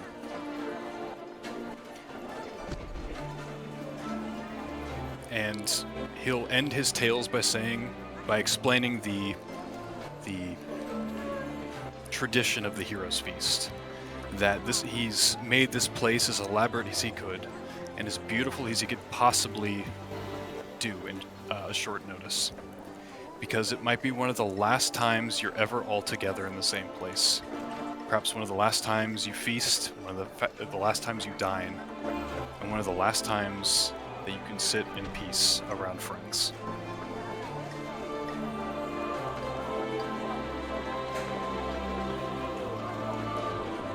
So, with that, he ushers you in, bids you find a seat, and he'll cast the Hero's Feast. Which I've also just set you something, Prodigy and Oh. DMs.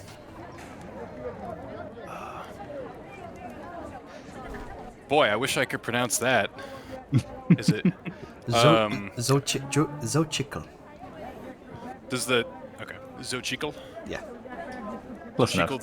Yeah, okay. He'll tell the tale of the first... And as you're feasting and eating from the Hero's Feast, he'll tell you the tale of the first Ring of Claws, of Zochil, the dread-jawed Saurian, a gargantuan monstrosity, defeated during the first battle. He'll spin the tale as eloquently as he can, so that you have dinner and some entertainment. Though he's not exactly a bard. Whose skull now adorns the... Hang on. Where is it? Oh, where's my notes? Here we go. Whose skull now adorns, or whose skull and bones now adorns the Gilded Fang.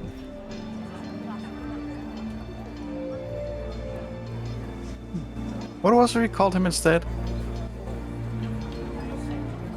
Which one was that? Was that the first one or the second one? I think it was like Henry or something.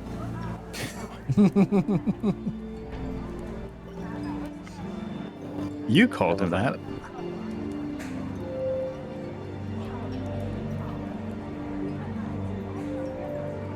Yep, Henry. Which is fun. Oh, isn't this odd? Oh, there is. Never mind. Found him. Henry and Henri. Henri. Isn't that just the French word for a certain name? For Henry? Yes. Yes. One right. I'll say, if it's fine as you regaled that tale, Etheria was already here. I'll say she didn't go back to the tower that night, and she ended up staying here the night and helping prepare this, if you're fine with that. And she'll help set out some of the various bowls and things like that as they're needed. And Angus he'll step up to that stone and he'll begin doing what he can to help cook. He's not trying to steal the highlight of your meal here, but rather just assist. There you are, everyone. Eh.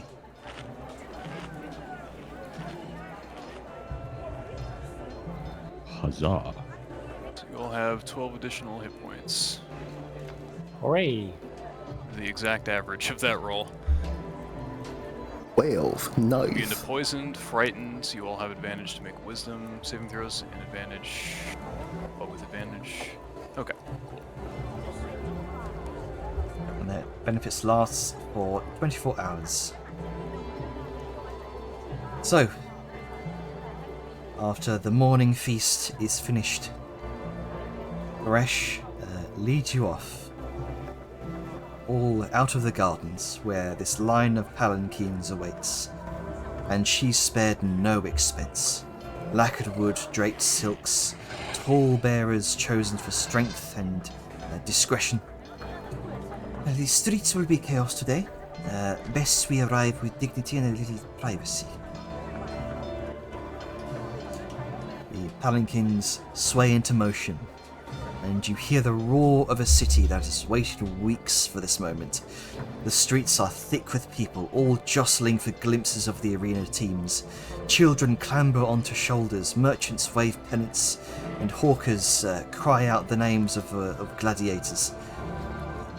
Bright banners whip in the morning breeze. These emblems repeated again and again along the route. A deep crimson field marked with the emblem of a bloody sunset. Sun rays jagged like blades, symbols of fury, vengeance, and glory, won only through pain. A silver and gold standard showing a 6-stringed violin with a golden wings curling around it, a mark of artistry, precision, and one could almost say hubris displayed as beauty. And a blue and white banner, bold and simple, an anvil draped in cloth, struck by an anvil, with a rising flame behind it, an image of labour, will, and transformation by fire. Wherever you look, balconies drip with fabric dyed in these colours. Painted faces, drummers and dancers all blur into a tide of expectation, and above it all, chants echo the names of favoured champions. The sound shaking windows as though the city itself were alive. The palanquins carry you through the crowded avenues until suddenly the press of buildings falls away as a hush rolls over the crowd, a breath held before the storm, as before you yawns the enormous square pit of the Ring of Claws. And that's where we'll end off tonight's session. Hooray. We got We a did lot it. done, kind of. We are finally at it. Yeah, next week we're gonna be made fighting. food. Alright. That was my We are Death. so gonna have our shit kicked in.